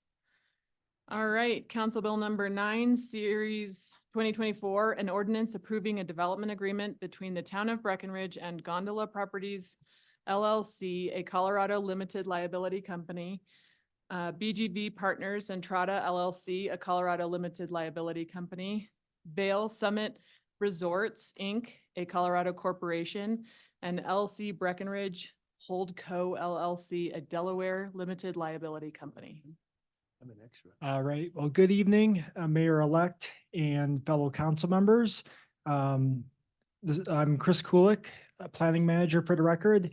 And tonight, at long last, we have its second reading with no changes from first reading a bill for a development agreement to effectively move a large portion of density out of the core of town and spread it around to sites that were determined to be more appropriate for development by the council and the applicant through the parcels collectively known as parcels 1 through 7.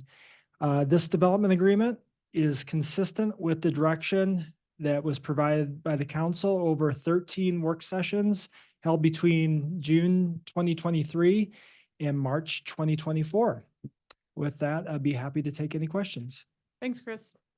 Any questions? No. All right. Open this up for public comment. These are specific to this one, and Richard, this would be your. Again, I'm Richard Himmelstein, 675 Peak 6 Trail. I just wanted to mention a few items that hopefully the council can address now or at the appropriate time. One thing I want to mention is Peak 8 master plan has 200 extra parking places, and I was hoping council could strike that out of the master plan because we already have enough traffic on Ski Hill Road, and I'm hoping we can limit that as however we can. Also, I know BVG has given lockers to guests that when they're not in their times, in their timeshare week, they often will go up there, park, use it for the day use. Sometimes they go to other mountains, so they go get their ski gear, go to another mountain, then take it back. And all this just adds additional traffic. And I'm hoping that council can find a way to limit these extra traffic trips. A couple other things I just want to mention in the master plan. It has, upon completing the development, a welcome sign at the base of Peak 8. And I just want to know who should pay for that. So I just wanted to see if council could consider that issue as well. One other thing I just wanted to mention is in front of the Grand Colorado 2 building, there's a temporary sign there. And I think it's temporary because it's not attached to the ground. And in front of the Grand Colorado 3 building, there's a permanent sign. And again, it just doesn't look good the way the one sign looks. So I just wanted to see if these things could be addressed. The last thing I just wanted to talk about is traffic. The proposed development is 75% bigger than One Ski Hill. So it's a massive structure. I'm talking about the East Peak 8 parcel 4. And I just want to see if there's anything we can do to just help with our traffic issues, because I know French Road and Park Avenue intersection, they're going to put a roundabout there, and it would be great if we could somehow get a roundabout at Ski Hill and Park, because that's probably one of the busiest intersections in town, and I think it deserves a traffic circle. So thank you very much. Thank you. Any other public comments? All right, public comments are closed. Can I have a motion? Yes, on second reading, we pass Council Bill number 9, Series 2024, the title which has been read into the record. Second. All right, any further discussion? I may repeat some of what I said last week, but since it's the final vote, I'd like to, if I could. Long, tough process. And I really want to recognize the applicant for hanging in there, be patient. Really want to recognize the staff Mark and Chris for their diligence and patience and hard work on this. I think we have a much better process, a much better project due to the process, and I think it took all parties to get there, and I very much appreciate that.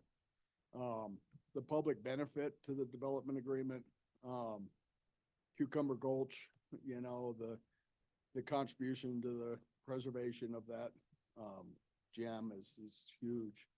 The BWC property, the On Snow, is a game changer for that organization and for many people's lives that they work with.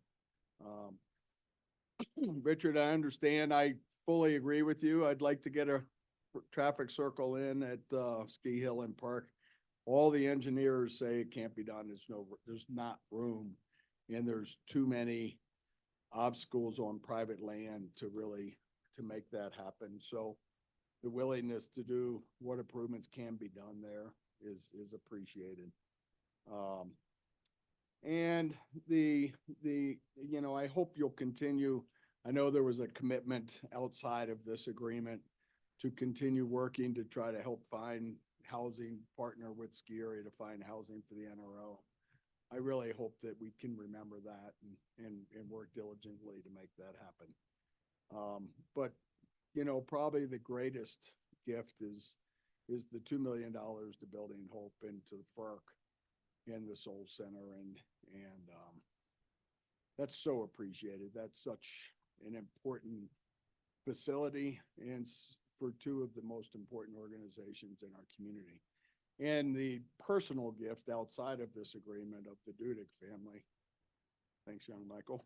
For the, I'm kidding, but Mike, yours and Anna's gift to the center personally of $1 million is incredible. So 3 million in totality out of that it got us to the finish line, which was huge. So I'm going to support and very grateful for the process, the hard work by staff, the hard work by the applicants, and the hard work by fellow council folks up here.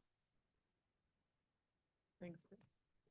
And we will keep working on the traffic issues. All right, anything else? I'll just say, I've been trying to stop development for 40 years, mostly getting my butt kicked. And pretty much with every property, there's rights that come along with it.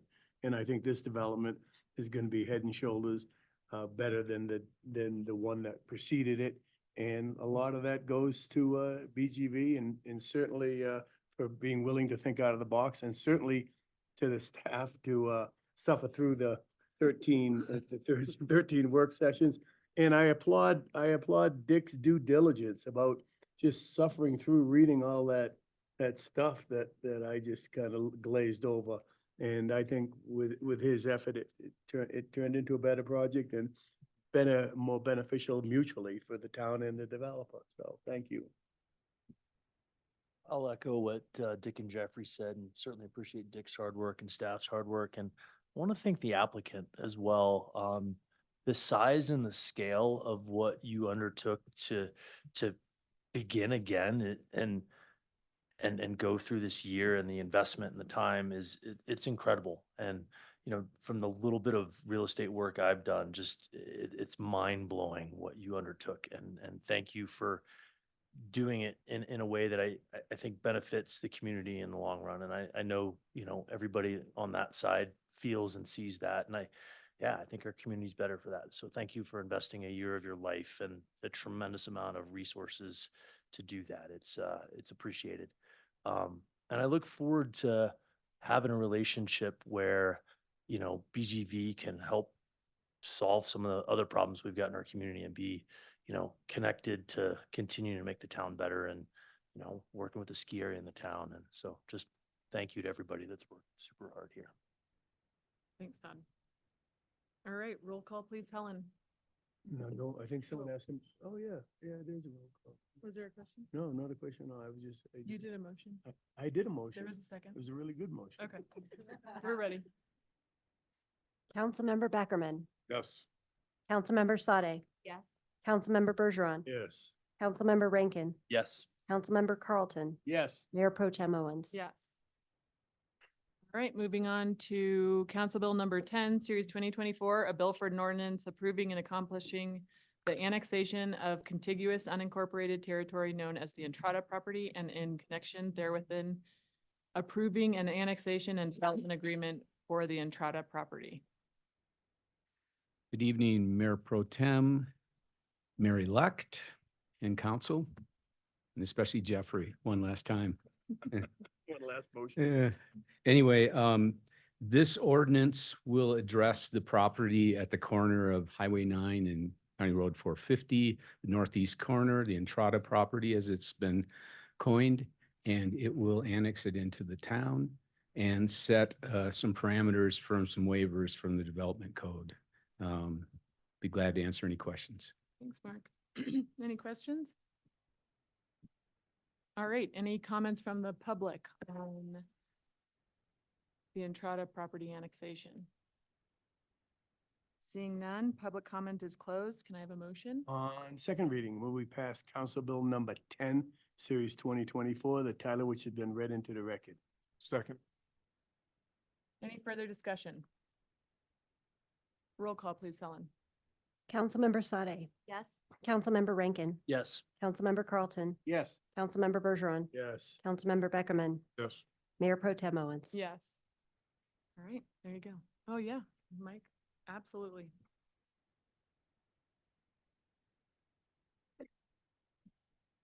Hi, I'm Mike Dudek. Hadn't planned to say anything, but first I want to start with thanking Chris and Mark and all the staff and the effort that those guys put into this. It was Herculean. I mean, you say the numbers, but you don't realize the hours that those guys had to put into writing the staff reports, evaluating the materials that we pushed through them. And I think that what you recognize if you think it through is that we'd have a meeting on Tuesday, and then in order to get be prepared for the following meeting in 2 weeks, they had to just turn this stuff around in like 5 days to get it prepared for the following Thursday to publish that stuff for public consumption. So it wasn't just a lot of work. It was a lot of work fast that they did, and they busted their butts. And it's just, they deserve more than just the thank yous that they can get in this room.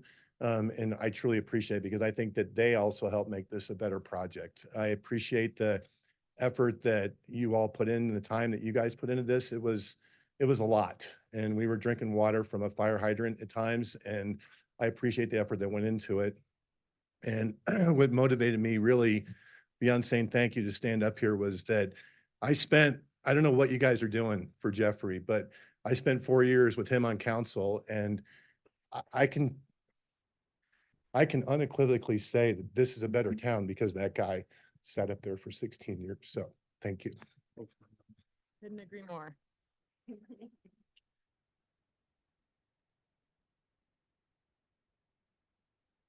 All right. Moving on to new business. First reading of Council Bill number 12, Series 2024, a bill for an ordinance amending the municipal code to regulate outdoor irrigation by alternating daily watering schedules by even and odd number addresses for conservation purposes. James. Mayor Pro Tem and Town Council. The ordinance that's before you this evening will amend Title 12, Chapter 1, Section 21 of Permanent Conservation Measures. As just stated, this amendment will alter the watering days and schedules, and it'll be based off the last whole number in the address. There is one change, or one addition, I should say, to ordinance that is in your packet, and I'll let the town attorney correct. Yeah, so we're just gonna note, because it's not a policy change, it's an addition that was an oversight. On page 1, line 30, after the strike through of applicable, we have added whose last full number in the address is odd. It was just a typo. Great, thank you. Any questions? Housekeeping, Jeff. Yeah, that is it. So is that, would you phrase that the title which has been handed out or read into the record, or just go with a straight motion? The provision that I just read at the line number is added in, so that's how we're gonna publish it. I hope you got that. I get that. Okay. Any questions for James? Anyone in the public wish to comment on this ordinance? Public comment is closed. Can I have a motion? On first reading, a movie passed Council Bill number 12, Series 2024, an ordinance amending the municipal code to regulate outdoor irrigation with the provision that the town attorney leaked into the record. Oh my God. Second. That was outstanding. Any further discussion? Roll call, please, Helen. Councilmember Carlton, Yes. Councilmember Beckerman, Yes. Councilmember Bergeron. Yes. Councilmember Rankin. Yes. Councilmember Sade. Yes. Mayor Pro Tem Owens. Yes. Council Bill number 13, Series 2024, a bill for an ordinance establishing criteria for deterioration of landmarks and historic structures in a manner that constitutes demolition by neglect. Kelly. Good evening, Mayor Pro Tem and Council. Before you is a first reading of a bill amending Title IX, Chapter 11, Historic Preservation Code, focused on adding demolition by neglect provisions and extending those provisions to all historic structures. Kelly, any questions? Anyone in the public wish to comment on our demolition by neglect ordinance? Seeing none, public comment is closed. Can I have a motion? Oh. What? On first reading, I move we pass Council Bill number 13, Series 2024, the title which has been read into the record. Second. He's unflappable. You can't mess with him. Like a Any further robot. discussion? Roll call, please, Helen. Councilmember Beckerman, Yes. Councilmember Bergeron, Yes. Councilmember Sade, Yes. Councilmember Rankin, Yes. Councilmember Carlton, Yes. Mayor Pro Tem Owens. Yes. All right, now we've got a resolution number 11, Series 2024, a resolution appointing the presiding judge and fixing their compensation. Helen? Mayor Pro Tem and Council, this resolution would appoint Judge Buck Allen to be the municipal court judge for the next 2 years. This is required by charter, and I did hand out a revised resolution, just a couple copies of it, with the amended 5% increase to be consistent with our prosecuting attorney. Thank you, Helen.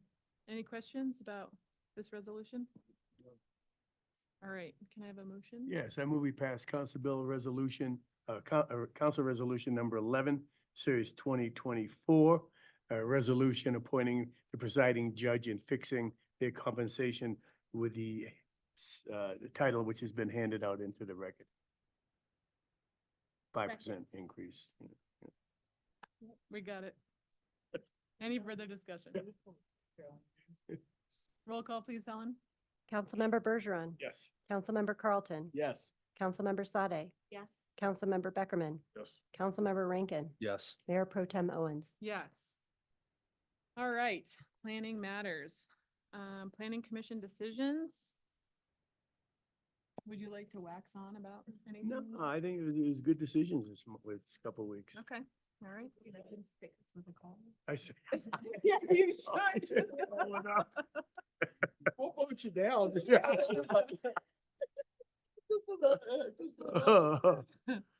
All right, report of the town manager and staff. All right, we have a few things tonight. Uh-oh. So we are hoping to do a visit to the stables on July 9th. We'll get you more information, but if you would pencil that in. Things are coming along nicely. We saw a picture today of where they are currently, and it looks pretty amazing. So excited about that. We are also planning a retreat for May 14th. So this is a normal council meeting day, and we would start around noon. We do probably the first 4-ish hours up at Beaver Run, and then come back here for probably in about an hour of work session before dinner and then the night meeting. Everyone be able to make that. And we'll run that by 2 new council members at the next meeting. Some of you may know, we've done this in the past. We've attended the big fundraiser for BCA that I think Kelly mentioned earlier. That is July 20th. It's a little bit different this year. It's not a seated dinner as we've participated in the past, but we do need a head count to determine what exactly we're gonna do for tickets. So July 20th at 5 p.m. If you're interested in going, if you would let me or Peyton know, that would be really helpful. Great. Okay. Little bit of an unfortunate thing. So we're really happy with the leisure pool. Unfortunately, the structure in the pool did not come with stainless steel bolts. So the bolts that they put it together with are already corroding. So starting on Sunday, we are going to close the leisure pool and the company is going to come back, deconstruct the structure, put it back together with stainless steel bolts. It should take about a week. So we thought this particular week would be probably the best time to do it since so many families are going to be away for school break. The lap pool will still be open and we will have privileges over at Silverthorne for anyone who's so inclined to take that on. Shannon, can we make sure that we get a sign put up like today at the rec center just to make sure people know that our pool's closed next week?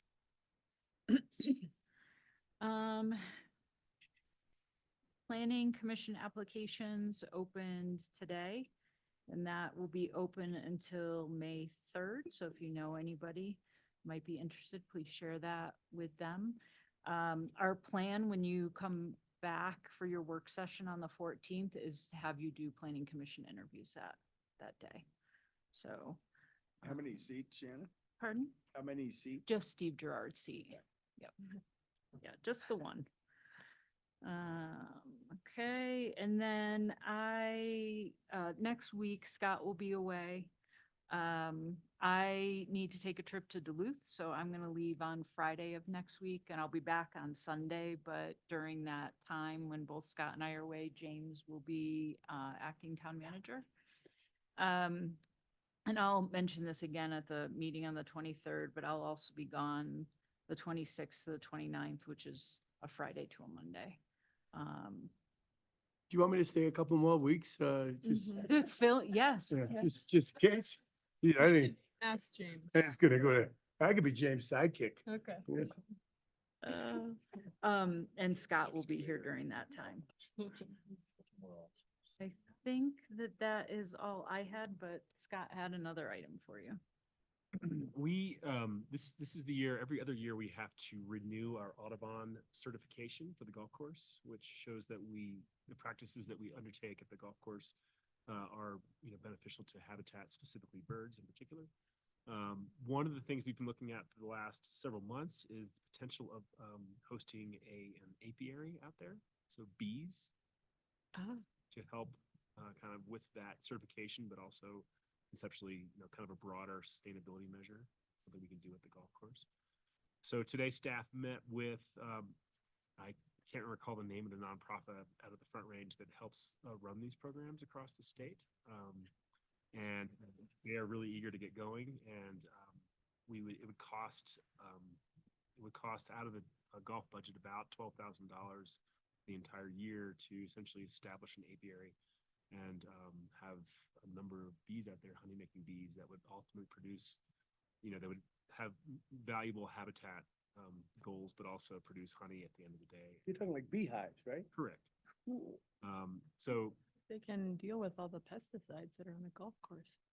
that's it. That's part of the Audubon Society approval that we have, is we minimize the use and use certain specific pesticides in certain locations and that kind of stuff. That's awesome. That's great. Part of a measure that we're taking, we think is Like the canary in the mines. So I think it's both, super helpful in terms of, I think, staff is really on board to do this. We think it's going to take it'll cost a nominal amount given the golf fund that we have. And we're just hoping to get a head nod from you all so we can get going, and they would be installed as soon as June 1st. How many? I heard 150,000 bees, but it varies over time, but it starts at about 50,000. How many Queens or I forget the terminology. I want to say there were 3 to 4 to start and see where it goes, and they'll be placed over by the golf maintenance. These are wild. My brother raised them. Breckenridge always needs more queens. So head nod from y'all would be great, and then we'll go ahead with that. Yeah. Definitely. Thank you. That's a fun one. Yeah, that's cool. All right, cast MMC. I had, really just that alcohol one. We do owe a little bit of money, I guess, for, the tuition assistance program. We had ECO come and present, and they're doing an amazing job. I mean, when we were only reaching, did they say 50% of families here? And Yeah. now we're reaching 70% of the kids who are in care, their families are receiving some sort of tuition assistance, and that's countywide. So ECO's doing a really fantastic job pushing out information, getting people signed up, all that. But the end result is that we had a very ballpark estimate of how much we would owe to the program, and we, of course, owe a little more, in the ballpark of 110,000 or something.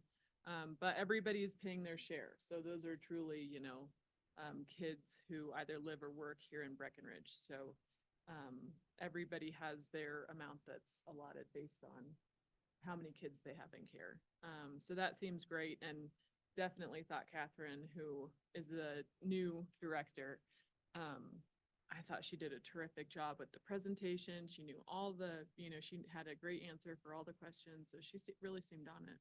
Wouldn't you agree? Yeah, I definitely agree. And with all the data that they have, the managers will be talking, I think on the 25th, about those splits. I think some of you maybe, when we brought the IGA, had some questions about how we determined that, and that was Rick's.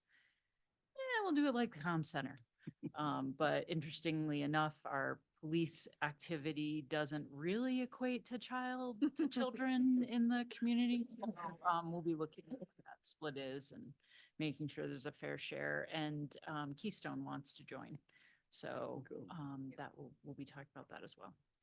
And then Tony Bird, the superintendent, gave us a description of what is included in, or I guess proposed to be included in a bond measure that they may be bringing as soon as November. It's a huge bond, like to the tune of between 170 to 260 million dollars. Jesus. Yeah. So they said that equates to, I'm not sure which value he was doing, the 170 or the 260, but it's about $22 per $1 million per month. So that's, you can figure that out. But I think we really need to be paying attention to this because, there are costs for facilities, which of course we're aware of. Breckell is one of those facilities that really needs a lot of help. Yeah, scraping. But for a variety of reasons, it may or may not really make any sense to lump those kids into Upper Blue. And I think that's not the preference generally to do that. And I did talk to the planners. Norris Design is helping with that kind of analysis, and they did have some very convincing reasons, I thought, to not try to put all the kids in one school. I mean, for one thing, it's a neighborhood school. Second of all those Blue River folks are then encouraged to drive all the way through town and then back through town. I mean, there are just lots of reasons that Breckell needs to be rebuilt. But then they also have great programs, like lots of trade stuff at the high school they want to fund. And in order to have space for that, they need more building space. And then they also go all the way into housing for teachers. And that's approximately $70 million. And they are also looking at a community center and some other things. So Tony Bird said that they're actually sharpening their pencils, seeing what they've done, community polling and things like that. Some things were really well received. Certainly the programming at the high school, obviously, but which is a very small bucket of money compared to the rest of it. And then some things like the community center, they don't think they'll probably be able to move forward because there wasn't a ton of support for that.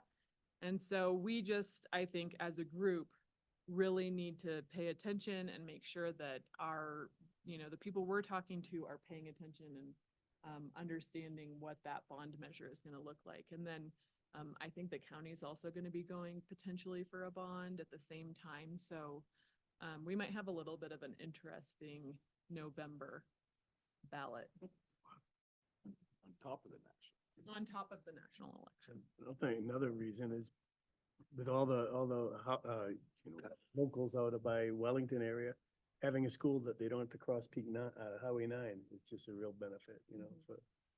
Yes, absolutely. Yep. And maybe, I'm not sure what the better use of that land would be anyway. It seems like a pretty tight little area. I think that's all. Did you want to add anything to? No, I think that was about it. Okay, yeah. All right, well, do you want to give one last open space summary or? No, I think we covered it. I think that You're beat okay? that horse to death. All right. Breck Tourism, We meet Thursday. okay. Breck History, We did not have a meeting.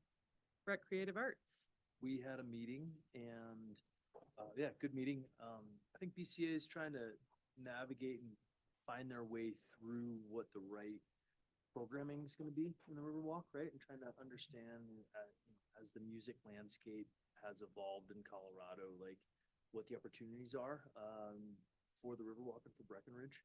I know they're going to look to that cultural master plan to get informed there on what the community wants. I expect to see in their upcoming budget request, I don't think anything's been flushed out yet, but like some pilot programming to maybe test some different ideas and maybe working with promoters, maybe looking at some mini festivals. So they certainly want to get on a path of a little bit more success there. Yeah, that was kind of the main pieces I wanted to highlight. Did you have anything to add there, Shannon? No, I think we did a little dot exercise of the things that the board would like BCA staff to come back with more information on. So I think we'll see what they come up with. all right, thank you. Carol, CML Advisory Board update? We have not had a meeting. How about social equity? Minutes were in the packet. Any questions for Carol?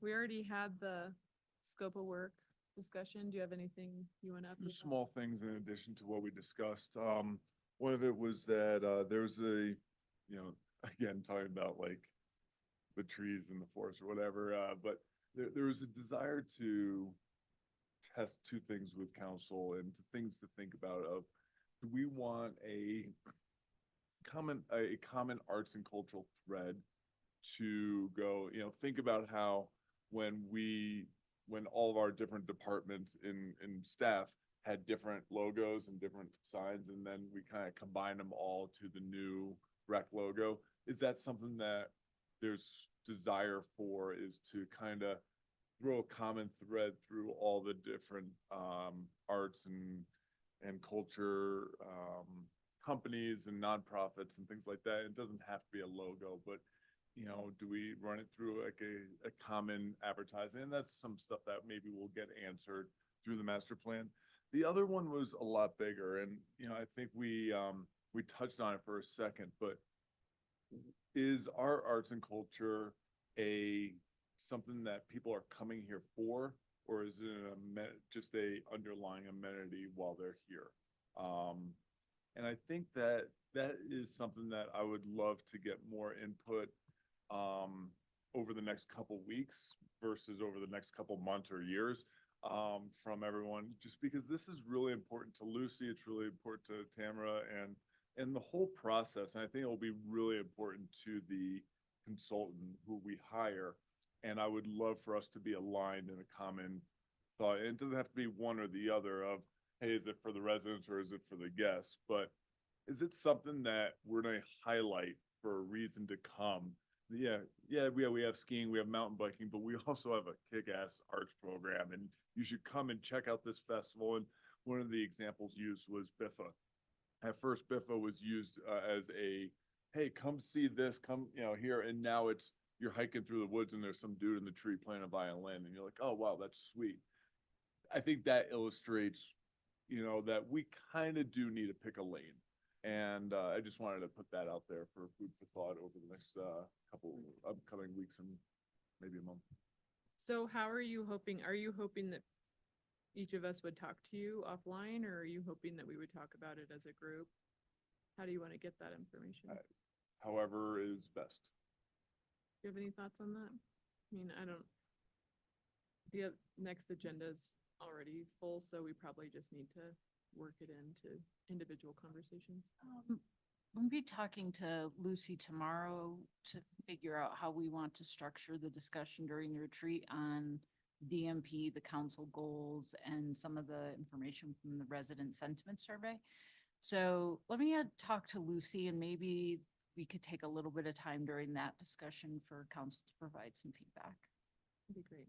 I would love Lucy's input on Yeah. how we should go about that. Have her help facilitate a discussion. Yeah, There may be benefit in all of us doing it together and bouncing ideas off each other. yeah, But it'd be great to have Lucy there.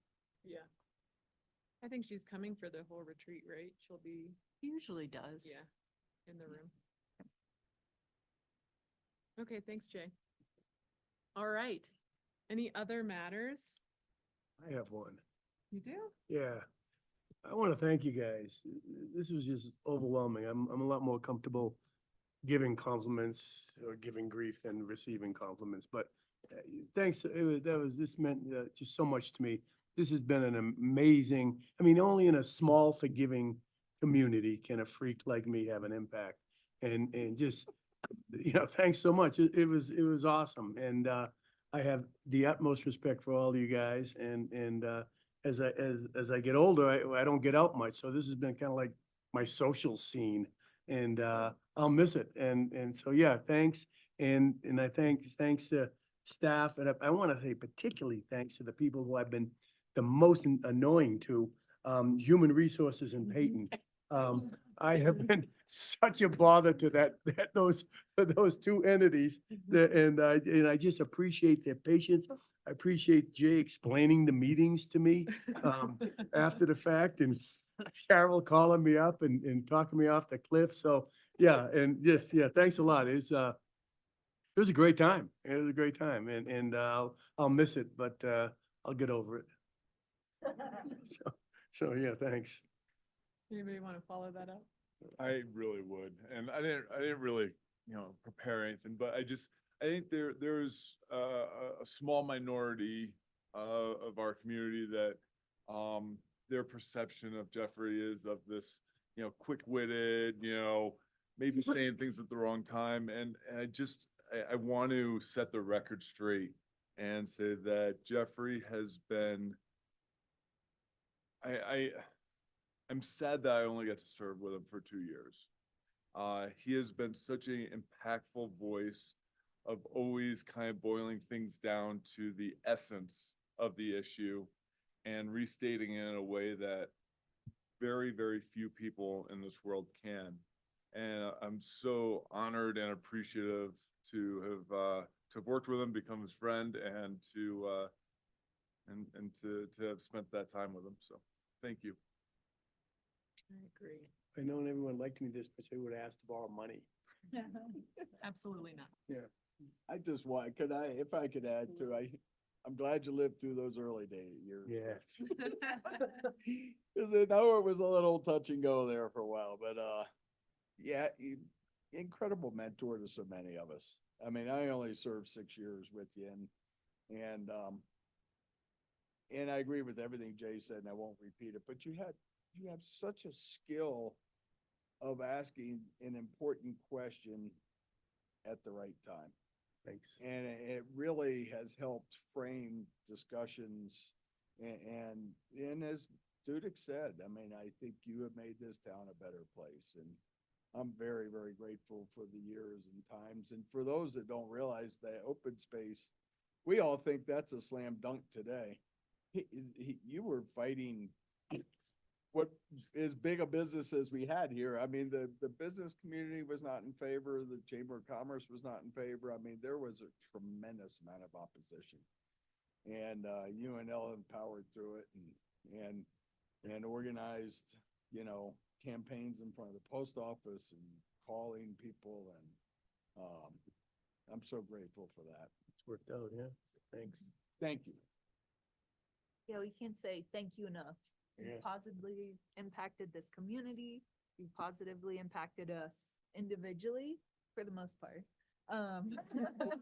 And, Dick mentioned the mentorship where what you've done will continue to carry on long after you're gone. So thank you for everything you've done. Thank you guys. And you made it fun. Yes.